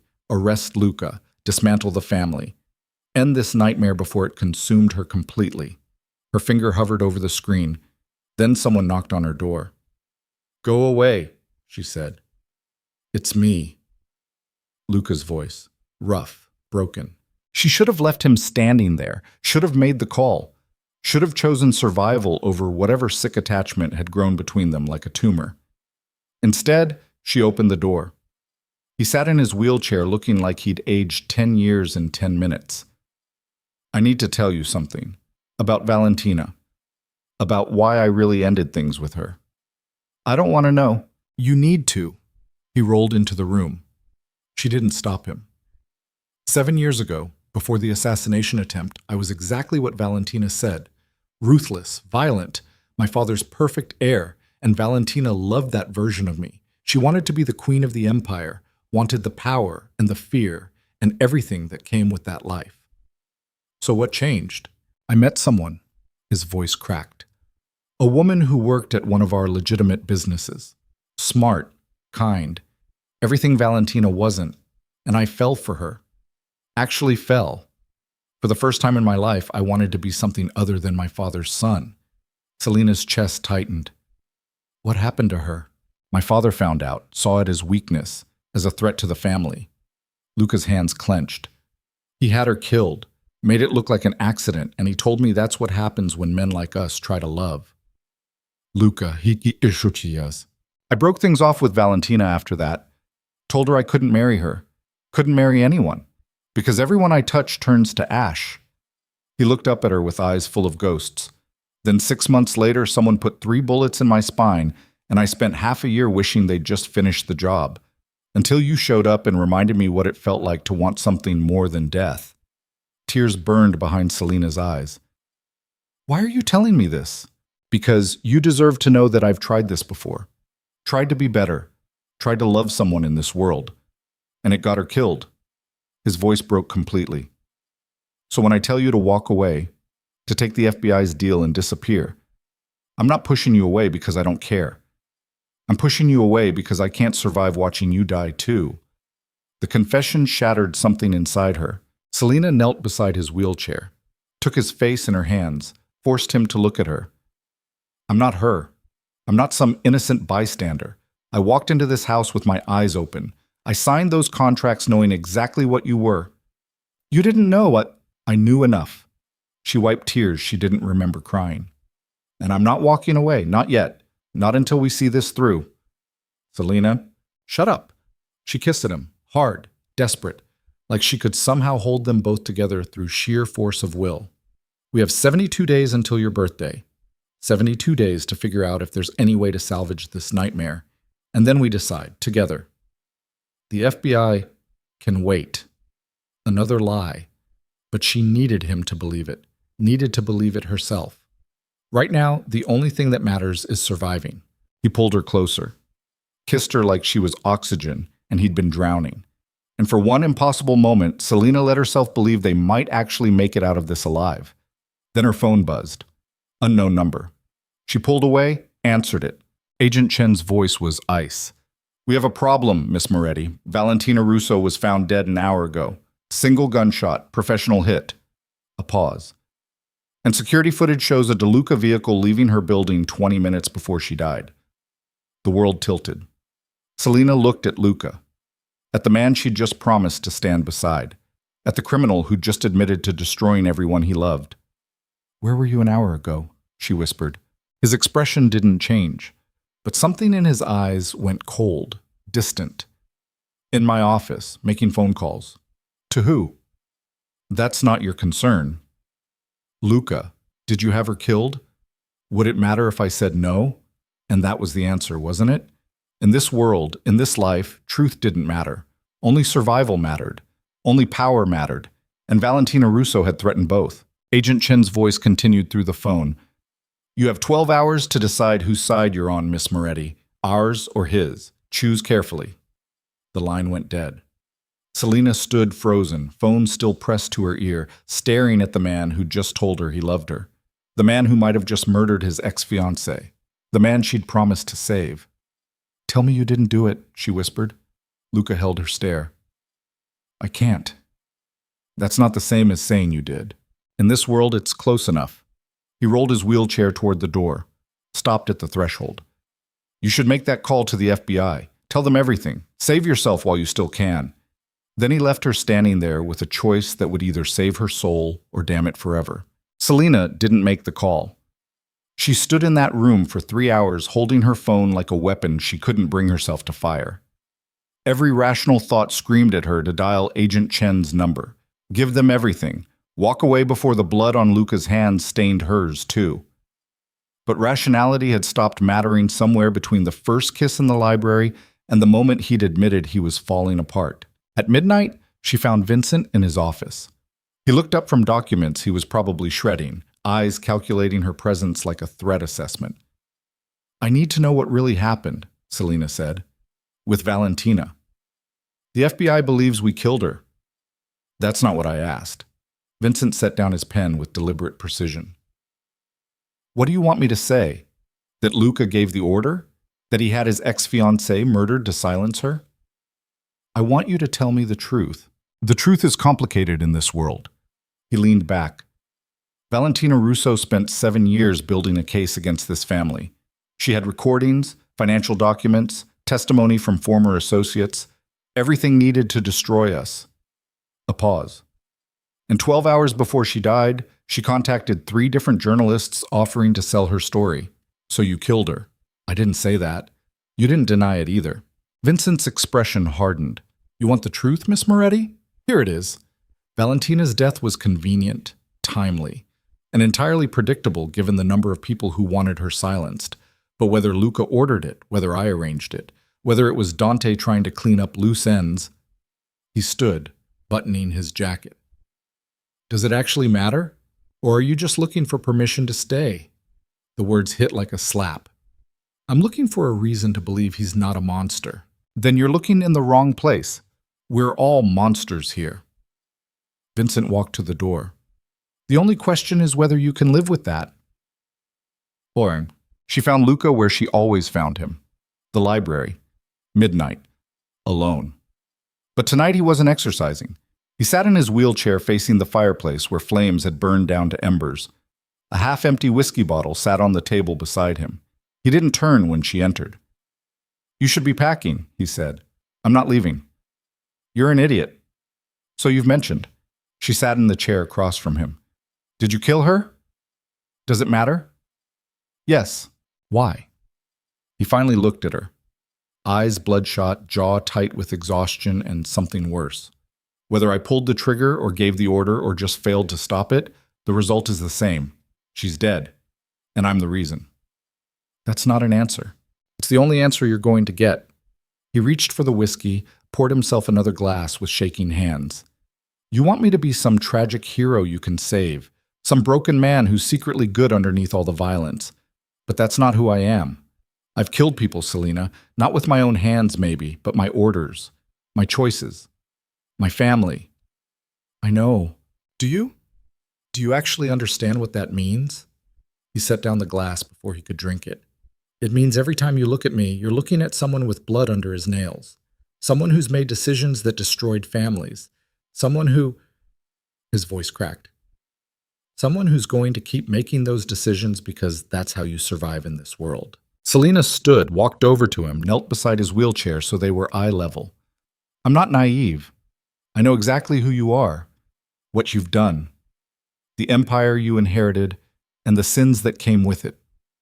She took his face in her hands, forced him to meet her eyes. "But I also know you tried to change it, tried to go legitimate, tried to be better than your father, and failed. You're still trying. That counts for something.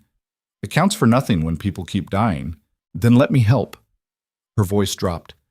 "Let me be more than just a contract. Let me stand beside you and figure out how to burn this whole rotten system down and build something better from the ashes." Luca stared at her like she'd lost her mind. "You don't know what you're asking. I'm asking you to trust me." "I do trust you. That's the problem." He pulled her hands away from his face. "I trust you, and I'm terrified that trust is going to get you killed." "Then we'll die together." "That's not romantic. That's suicide." "Maybe." She stood, offering her hand. "But I'd rather die fighting beside you than live safely knowing I walked away." For a long moment, he just stared at her outstretched hand. Then he took it, and Selena realized she'd just crossed a line she could never uncross. The next morning, everything exploded. Dante showed up at the estate with 6 armed men and a declaration that shook the house to its foundation. He wanted control. Immediately. The FBI investigation had made Luca a liability. The family needed new leadership before the entire empire collapsed. He called a family meeting. Mandatory attendance. The dining room filled with captains, lieutenants, business partners, everyone who mattered in the DeLuca organization. They sat around that massive table like a jury preparing to deliver a verdict. Luca arrived in his wheelchair, Selena beside him. Vincent flanked his other side. The message was clear. United front.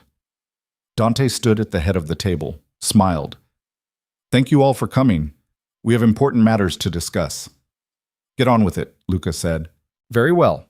I'm calling for a vote of no confidence.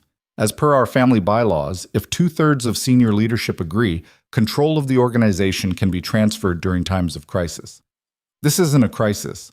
The FBI raided our home. Our former associates are being arrested. We have federal agents crawling through our finances." Dante's voice rose. "And you, recovering from an assassination attempt, confined to a wheelchair, married to a woman nobody knows, you're in no position to lead." "My father's will." "Your father's will is irrelevant if you're in federal prison." He turned to the table. "I'm proposing we move up the transition. Transfer control now, before it's too late." Silence, then murmurs. Captains exchanging glances. Calculating? Some loyal to Luca. Others looking for any excuse to jump ship. Vincent stood. "This is a coup. This is survival." Dante gestured around the table. "Look at them. They're terrified. The FBI is coming. And when they do, anyone still loyal to Luca goes down with him. Then they're cowards." Luca's voice cut through the room like a blade. "My father built this organization on loyalty, on family, on the understanding that we stand together or we fall apart." He pushed himself upright using the table for support. Pain flashed across his face, but he didn't stop. "I'm not asking you to go down with me. I'm asking you to have the spine to see this through." "Spine won't protect us from federal charges," someone muttered. "No, but intelligence will. Strategy will. And the legitimate businesses we've been building for 3 years will." Luca steadied himself.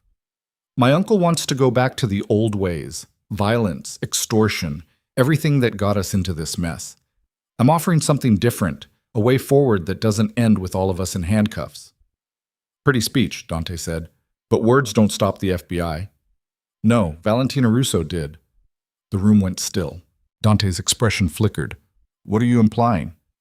"I'm saying our biggest threat conveniently died 12 hours before she could talk to journalists. I'm saying whoever arranged that bought us time." Luca's eyes locked on his uncle. "Unless you're suggesting it was coincidence." "I had nothing to do with that woman's death. Neither did I. But someone did. Someone with enough connections to make it look professional. Someone who benefits from chaos." Luca leaned forward. "Tell me, uncle, who gains the most if I'm arrested? Who steps in if I'm removed?" "You're accusing me of murder? I'm accusing you of opportunism." The tension in the room became suffocating. Hands drifted toward concealed weapons. Guards shifted positions. One wrong word and the whole thing would erupt into violence. Then Selena spoke. "He's telling the truth." Every eye turned to her. "About what?" Dante asked carefully. "About wanting to go legitimate. About trying to change this organization." She stood, moving to Luca's side. "I've lived in this house for 3 months. I've watched him work. I've seen the contracts he's negotiating, the legitimate partnerships, the exit strategies from illegal operations." Her voice steadied. "He's not his father, and if you give him time, he'll prove it." "And who are you to make that judgment?" Dante's smile was patronizing. "A nurse playing dress-up? A contract wife who'll disappear in 2 months?" "I'm someone with nothing to gain from lying." Selena held his stare. "And I'm someone the FBI has been trying to flip since the raid. Agent Chen offered me immunity, protection, everything I'd need to walk away clean." A pause. "I said no." The room erupted. Shocked murmurs. Disbelief. Luca's hand found hers under the table, squeezed hard. "You're claiming you turned down federal protection?" Dante's voice was sharp with suspicion. "I'm saying I chose to stay, to fight, because I believe in what Luca's trying to build." She turned to address the entire table. "The FBI wants to destroy this family. Dante wants to lead you back into the violence that attracted federal attention in the first place. Luca is offering a third option, survival through legitimacy. So you need to decide, right now, what kind of organization you want to be. Silence stretched like wire pulled too tight. Then one of the older captains, a man named Marco who'd served under Luca's father, cleared his throat. I vote we give the kid more time, see if his plan works. Another voice. Agreed. Then another. One by one, the tables sided with Luca. Dante's face went white with rage. You're all making a mistake. Maybe, Marco said. But it's our mistake to make. The vote was clear. Luca retained control. Dante stormed out with his men, slamming doors hard enough to shake paintings off the walls. The remaining captains dispersed with promises of loyalty and barely concealed relief. When the room finally cleared, only Vincent, Luca, and Selena remained. That was reckless, Vincent said quietly. That was necessary, Luca corrected. He was still standing, knuckles white on the table edge. Sweat soaked through his shirt. But he'd won. We have 2 months until my birthday. 2 months to prove we can go legitimate before the FBI moves. And if we can't, then at least we'll go down fighting.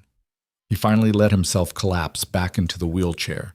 The pain that crashed across his face made Selena's chest tight. Get everyone working on the transition plans. I want every illegal operation shut down or sold off within 6 weeks. Vincent nodded and left. Selena knelt beside the wheelchair. You okay? No. He was shaking, from pain or adrenaline or fear, impossible to tell. That was the stupidest thing you've ever done. Which part? All of it. Defending me, admitting the FBI tried to flip you, choosing this family over your safety. His hand cupped her face. You just painted a target on your back. Then I guess we match. He pulled her close, kissed her like the world was ending. Maybe it was. I don't deserve you. Probably not. I'm going to get you killed. Maybe. She kissed him back. But I'm not going anywhere. Matt. Dante made his move 3 days later. The attack came at dawn. 6 armed men stormed the estate through a security gap someone had deliberately left open. They moved with military precision, taking out guards, disabling security systems, heading straight for the west wing where Luca's bedroom was located. But Luca wasn't there. He was in the library, with Selena, where he'd been every night since the vote. The first gunshot shattered the silence like breaking glass. Selena bolted upright from the couch where she'd fallen asleep. Luca was already moving, grabbing his cane, hauling himself upright with movements that were getting steadier every day. Get behind me, he ordered. What's happening? My uncle's making his play. He moved toward the door. Stay here. Lock it behind me. Like hell. She grabbed a heavy bookend from the shelf. We do this together. More gunshots, shouting. The house was under siege. They made it to the hallway as one of Dante's men rounded the corner. He raised his gun. Selena threw the bookend. It caught him in the temple and he went down hard. Jesus Christ, Luca muttered. Keep moving. They navigated corridors turned into war zones. Bodies, guards loyal to Luca, men working for Dante, littered the marble floors. Blood streaked the walls. Somewhere, an alarm was screaming. Vincent appeared from a side hallway, gun drawn, suit jacket gone. They breached the east perimeter. 4 men inside, maybe more. Where's Dante? Your office. He's trying to access the safe. Luca's face went cold. Everything's in that safe. Bank accounts, contracts, evidence. Then we end this now.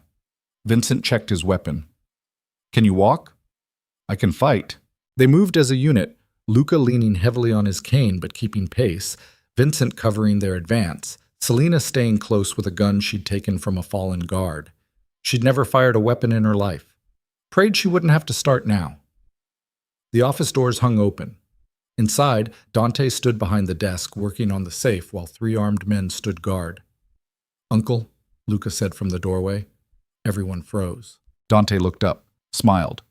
Nephew, I was hoping you'd make it. Would be ashamed to kill you without saying goodbye. You won't kill me. You need me alive for the inheritance transfer. I needed you alive, past tense. He abandoned the safe, walking around the desk. Valentina's death changed things. With her gone, the FBI's case weakened, which means this organization can survive without going legitimate, without your bleeding heart reforms. His smile widened. All we need is you out of the way. And my wife? Collateral damage. The words were still hanging in the air when one of Dante's men raised his weapon. Vincent fired first. The man went down. Then chaos erupted, guns firing, people diving for cover, the office exploding into violence. Selena hit the ground behind a leather couch.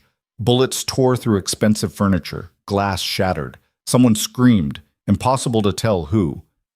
Then silence. Selena looked up. Vincent was down, clutching his shoulder. One of Dante's men lay dead. The other two were wounded but alive, and Dante had a gun pressed against Luca's head. "Drop it," Dante ordered Vincent. Vincent's weapon clattered to the floor. "You too, sweetheart."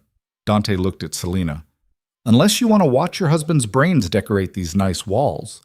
She set down the gun she'd been gripping too tight. Dante smiled. "Smart girl. Now here's what's going to happen. I'm going to kill Luca. Then I'm going to kill both of you. Then I'm going to tell the family that the FBI staged a raid and you all died heroically defending the estate." He pressed the gun harder against Luca's temple. "Any last words?" Luca met Selena's eyes across the destroyed office. "I'm sorry." "For what?" "Everything. The contract, the lies, dragging you into this hell." His voice cracked. "I should have let you walk away." "Touching," Dante said. "Now?" The gunshot was deafening, but it didn't come from Dante's weapon. It came from behind him. Teresa stood in the doorway holding a pistol with both hands. The household manager, who'd seemed like nothing more than efficient staff. Her expression was carved from ice. "I've worked for this family for 30 years, she said quietly. "Watched Domenico build an empire. Watched Luca try to fix it. And I'll be damned if I let a parasite like you destroy it." Dante stumbled forward, blood spreading across his back. He hit the desk and slid down, gun clattering from his hand. His men started to move. Teresa fired twice more. They went down. Then she lowered the weapon. "You should call an ambulance, Mr. DeLuca, and probably your lawyers." Luca stared at her. "Teresa, your father once told me that the most dangerous people are the ones nobody notices." She set the gun on the desk.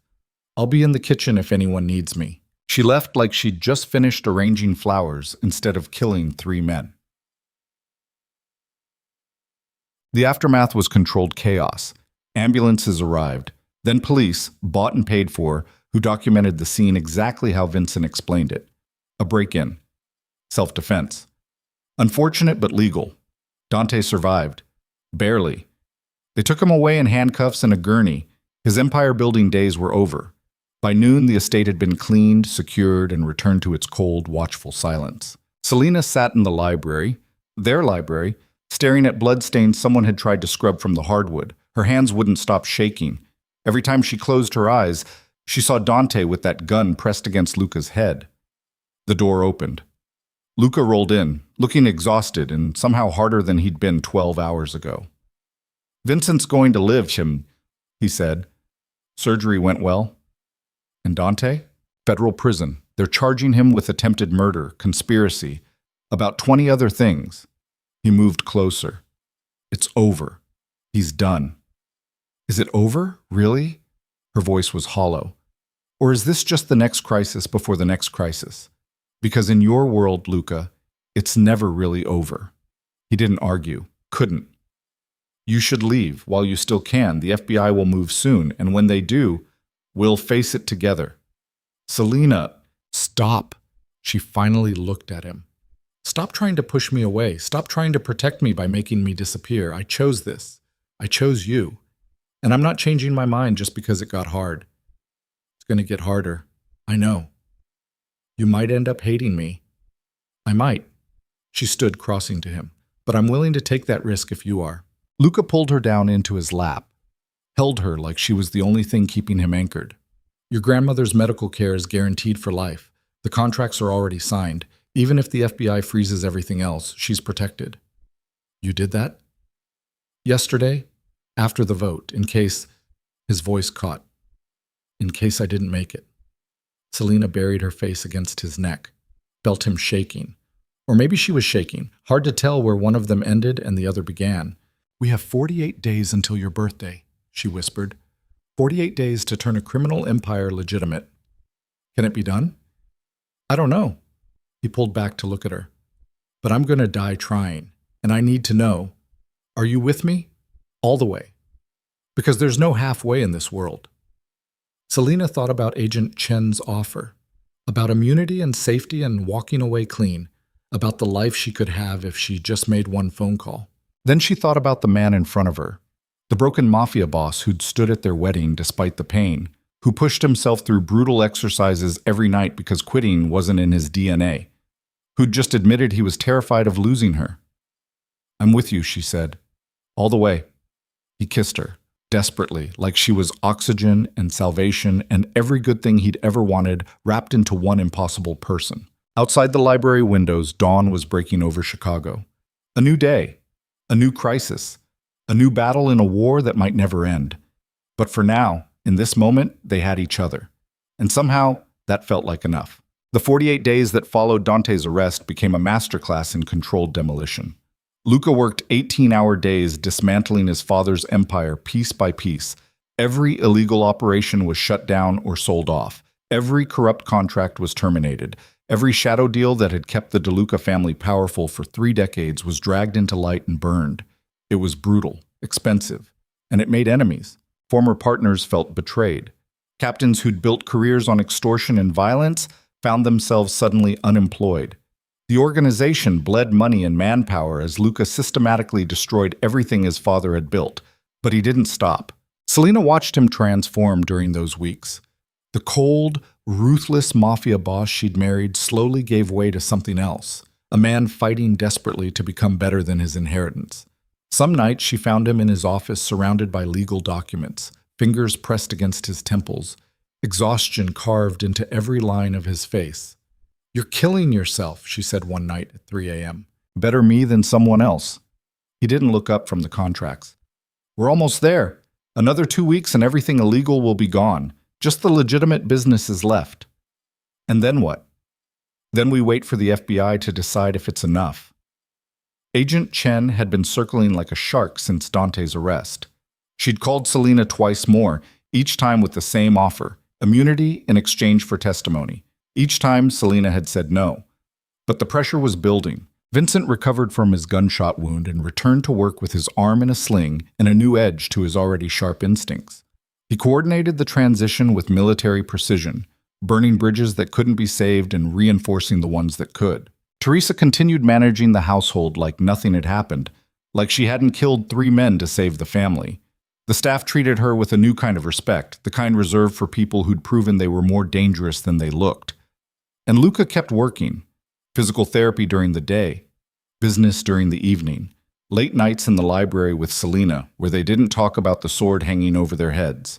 He was walking better now, still needed the cane, still had bad days where the pain flared and his legs wouldn't cooperate. But he could stand through entire meetings, could walk the estate grounds without assistance, could hold Selena against the library bookshelves and kiss her breathless without worrying about collapsing. Progress. Small. Hard-won. Real. 3 weeks before his birthday, everything changed again. Agent Chen showed up at the estate with a warrant and a choice. She found Selena in the garden, checking on the roses that had started blooming despite Chicago's unpredictable weather. The agent approached alone, hands visible, expression unreadable. "Miss Moretti?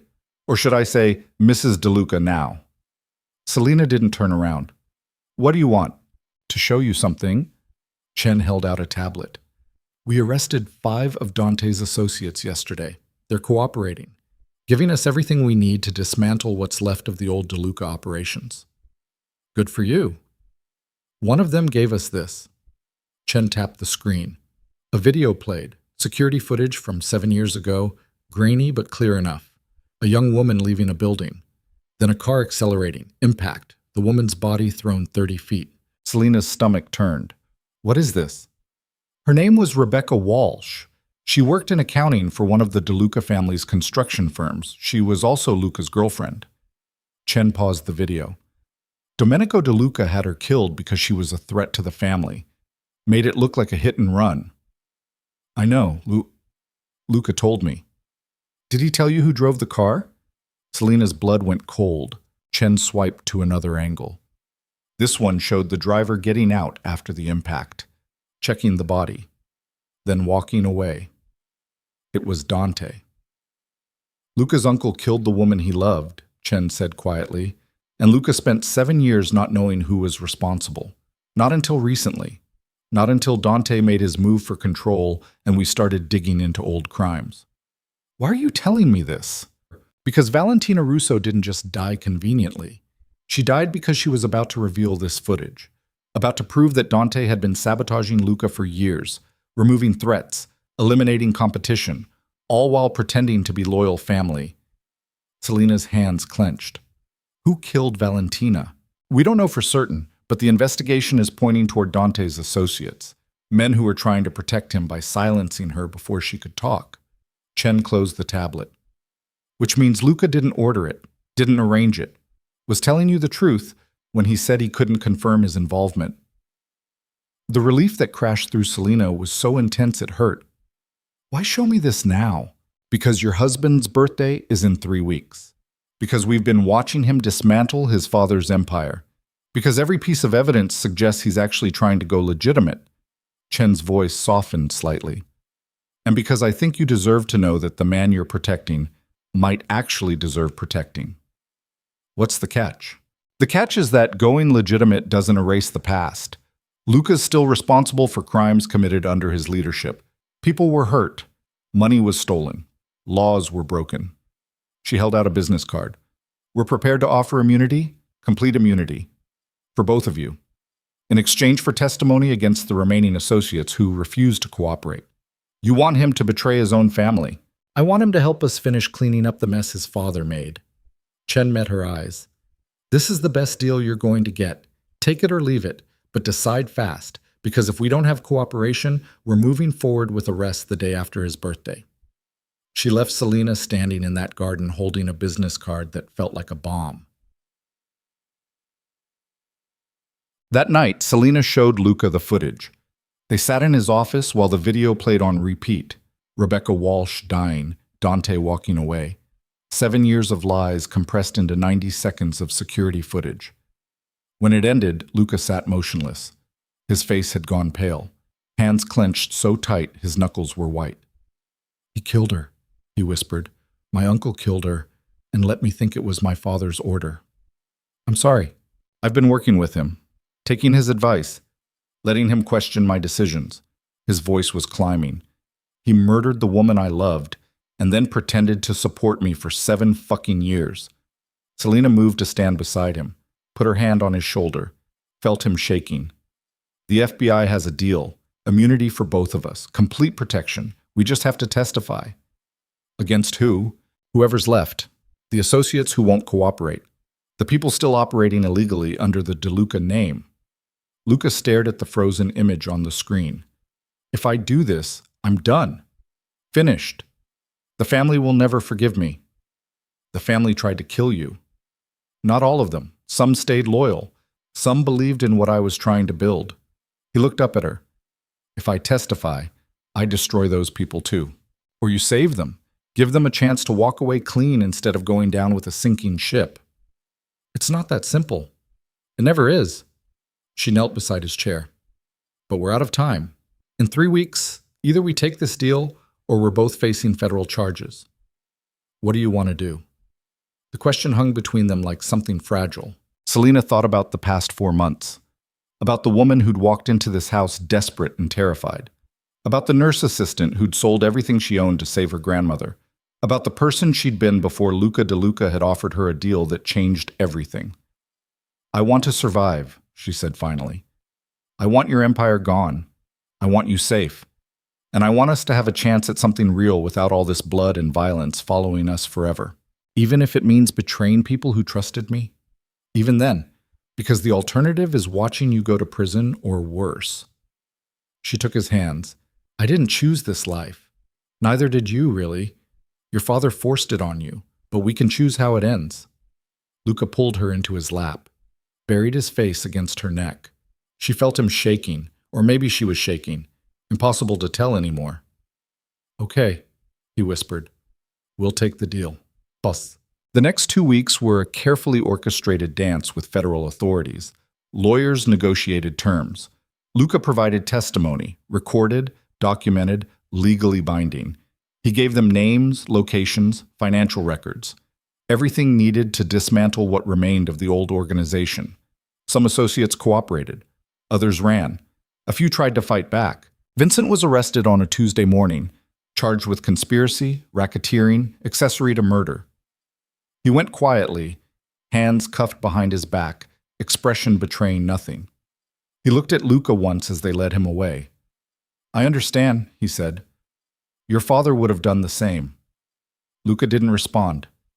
Just watched the man who'd been his father's closest friend disappear into a federal vehicle. That night, Selena found him on the balcony overlooking the estate. He stood without his cane, hands gripping the railing, staring at nothing. "Vincent raised me," he said when she approached. "After my mother died, after my father became consumed with the business, Vincent was there. He taught me everything, how to think strategically, how to lead, how to survive." "I know. And I just sent him to prison." "You gave him a choice. He made it." She moved beside him. "Vincent's not innocent. He's been part of this organization for 30 years. He knew what he was doing." "Doesn't make it easier." "No, it doesn't." She leaned against the railing. But easy stopped being an option a long time ago. They stood in silence while the sun set over Chicago. Somewhere in the city, federal agents were executing raids. Somewhere, families were being destroyed. Somewhere, the DeLuca empire was dying its final death. "Do you regret it?" Luca asked quietly. "Agreeing to marry me? Staying when you should have run?" Selena considered the question, thought about everything she'd lost, everything she'd gained, the woman she'd been versus the woman she'd become. "No," she said finally. "I don't regret it, which probably makes me insane." "Definitely insane." He pulled her close. "But I'm glad you're here." "Me too." Luca's 33rd birthday arrived on a Saturday. No party, no celebration. Just a quiet morning in the estate that had become both prison and sanctuary. The official inheritance transfer happened at noon. Lawyers, accountants, family representatives who'd survived the purge.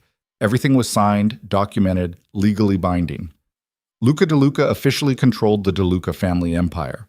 What was left of it, anyway. The legitimate businesses remained: construction firms, real estate holdings, import companies. Everything legal, everything clean, everything his father had used as cover for 3 decades of crime, now standing alone. Smaller, quieter, but real. That afternoon, Agent Chen arrived with final paperwork. Immunity agreements, witness protection offers if they wanted it. Freedom, purchased with testimony and blood. "Congratulations," she said, shaking Luca's hand. "You're officially cooperating witnesses under federal protection." "How long does that last?" Selena asked. "As long as you need it. Most associates are arrested or cooperating. The ones who got away won't come after you. Too much heat. You're safe." Chen glanced around the estate. "What will you do with all this?" Luca looked at Selena. She looked back. An entire conversation happened in that glance. "Sell it," he said. "The estate. The cars. Everything tied to my father. Start over somewhere quieter." "Smart choice." Chen handed over the last document. "You'll need to stay available for potential trial testimony, but beyond that, you're free to go." She left them standing in the foyer that had witnessed so much violence and fear and desperate survival. "Free," Selena said, testing the word. "Feels strange. Feels temporary." Luca turned to face her fully. "Our contract ended today. The 6 months are up, which means you're released from all obligations." Her heart stuttered. "What are you saying?" "I'm saying you fulfilled your end of the deal. Your grandmother has lifetime medical care. You have immunity from prosecution. $200,000 will be transferred to your account tomorrow." His voice stayed carefully neutral. "You're free to walk away. No strings. No consequences." Selena stared at him, at the man who'd been a stranger 6 months ago and had somehow become the center of her entire world. "Is that what you want? For me to leave?" I want you to have a choice, a real choice, not one made under pressure or contracts or desperation. He stepped closer. I want you to stay, but only if you actually want to be here. Why would I want to stay? She was testing him now, pushing. You're broke. Your family's destroyed. Your empire's gone. You have nothing left to offer. I have me. What's left of me, anyway? His hand came up to cup her face. A 33-year-old former mafia boss with a cane and a criminal record and enough therapy ahead to last a lifetime. I'm a disaster wrapped in scar tissue and bad decisions. You forgot stubborn. And stubborn. Almost a smile. So I'll ask you one more time. No contracts, no obligations. Just me. His voice dropped. Stay. Be my wife, my real wife. Help me figure out what the hell comes next. Selena pretended to consider it. Let the moment stretch. Watched hope and fear war across his face. Then she kissed him. I'm staying, she said against his mouth. You're stuck with me. The relief that crashed through him was visible. He pulled her close, kissing her like she was oxygen and salvation and every second chance he'd never thought he'd get. Thank you, he whispered.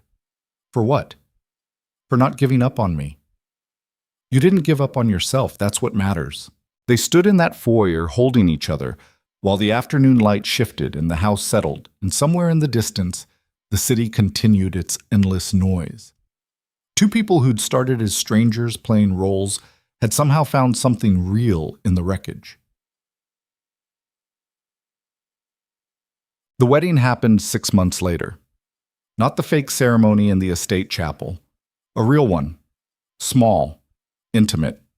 Just Selena's grandmother, a handful of friends, and a judge who married them in a park overlooking the lake. No contracts. No lawyers. No empires on the line. Just two people choosing each other. Luca stood through the entire ceremony without his cane.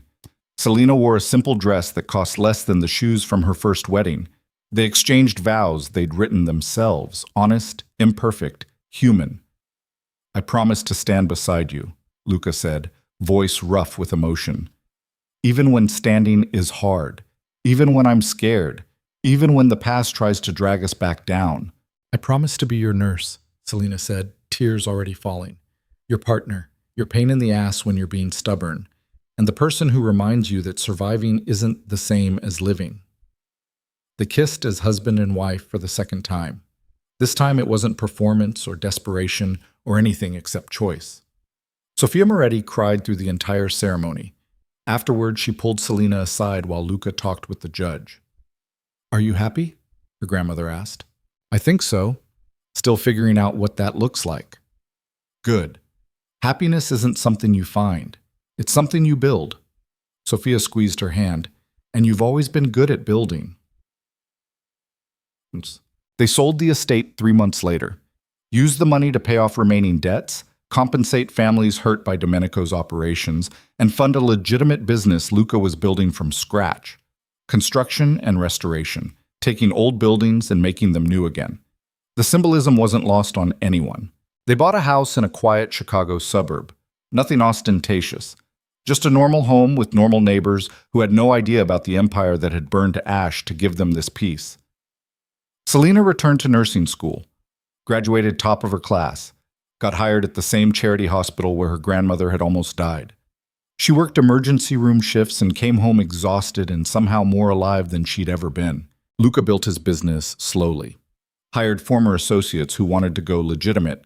Created jobs for people trying to escape the life he'd left behind. Some days were good. Others, the past caught up in the form of nightmares or panic attacks or joints that refused to cooperate. But they survived it together. 1 year after the real wedding, Selena found Luca on their back porch at dawn. He sat in a chair, not a wheelchair, just a regular chair, watching the sunrise over their small backyard. Couldn't sleep? She asked, bringing him coffee. Thinking. He accepted the cup. About everything that had to break before we could get here. Regrets? Some. Mostly about the people I hurt. The lives my father destroyed that I couldn't fix, and he looked at her. But not about you. Never about you. Selena sat beside him. They watched the morning light turn their ordinary backyard into something beautiful. I used to think survival was enough, she said quietly. Just getting through one day to the next, keeping my head above water. But you taught me something. What's that? That surviving is just the beginning. The real work is figuring out what to do with the life you fought so hard to keep. Luca took her hand, threaded their fingers together. And what are you going to do with yours? Live it, actually live it with you. She leaned against his shoulder. No contracts, no obligations, just us figuring it out as we go. Sounds terrifying. Sounds perfect.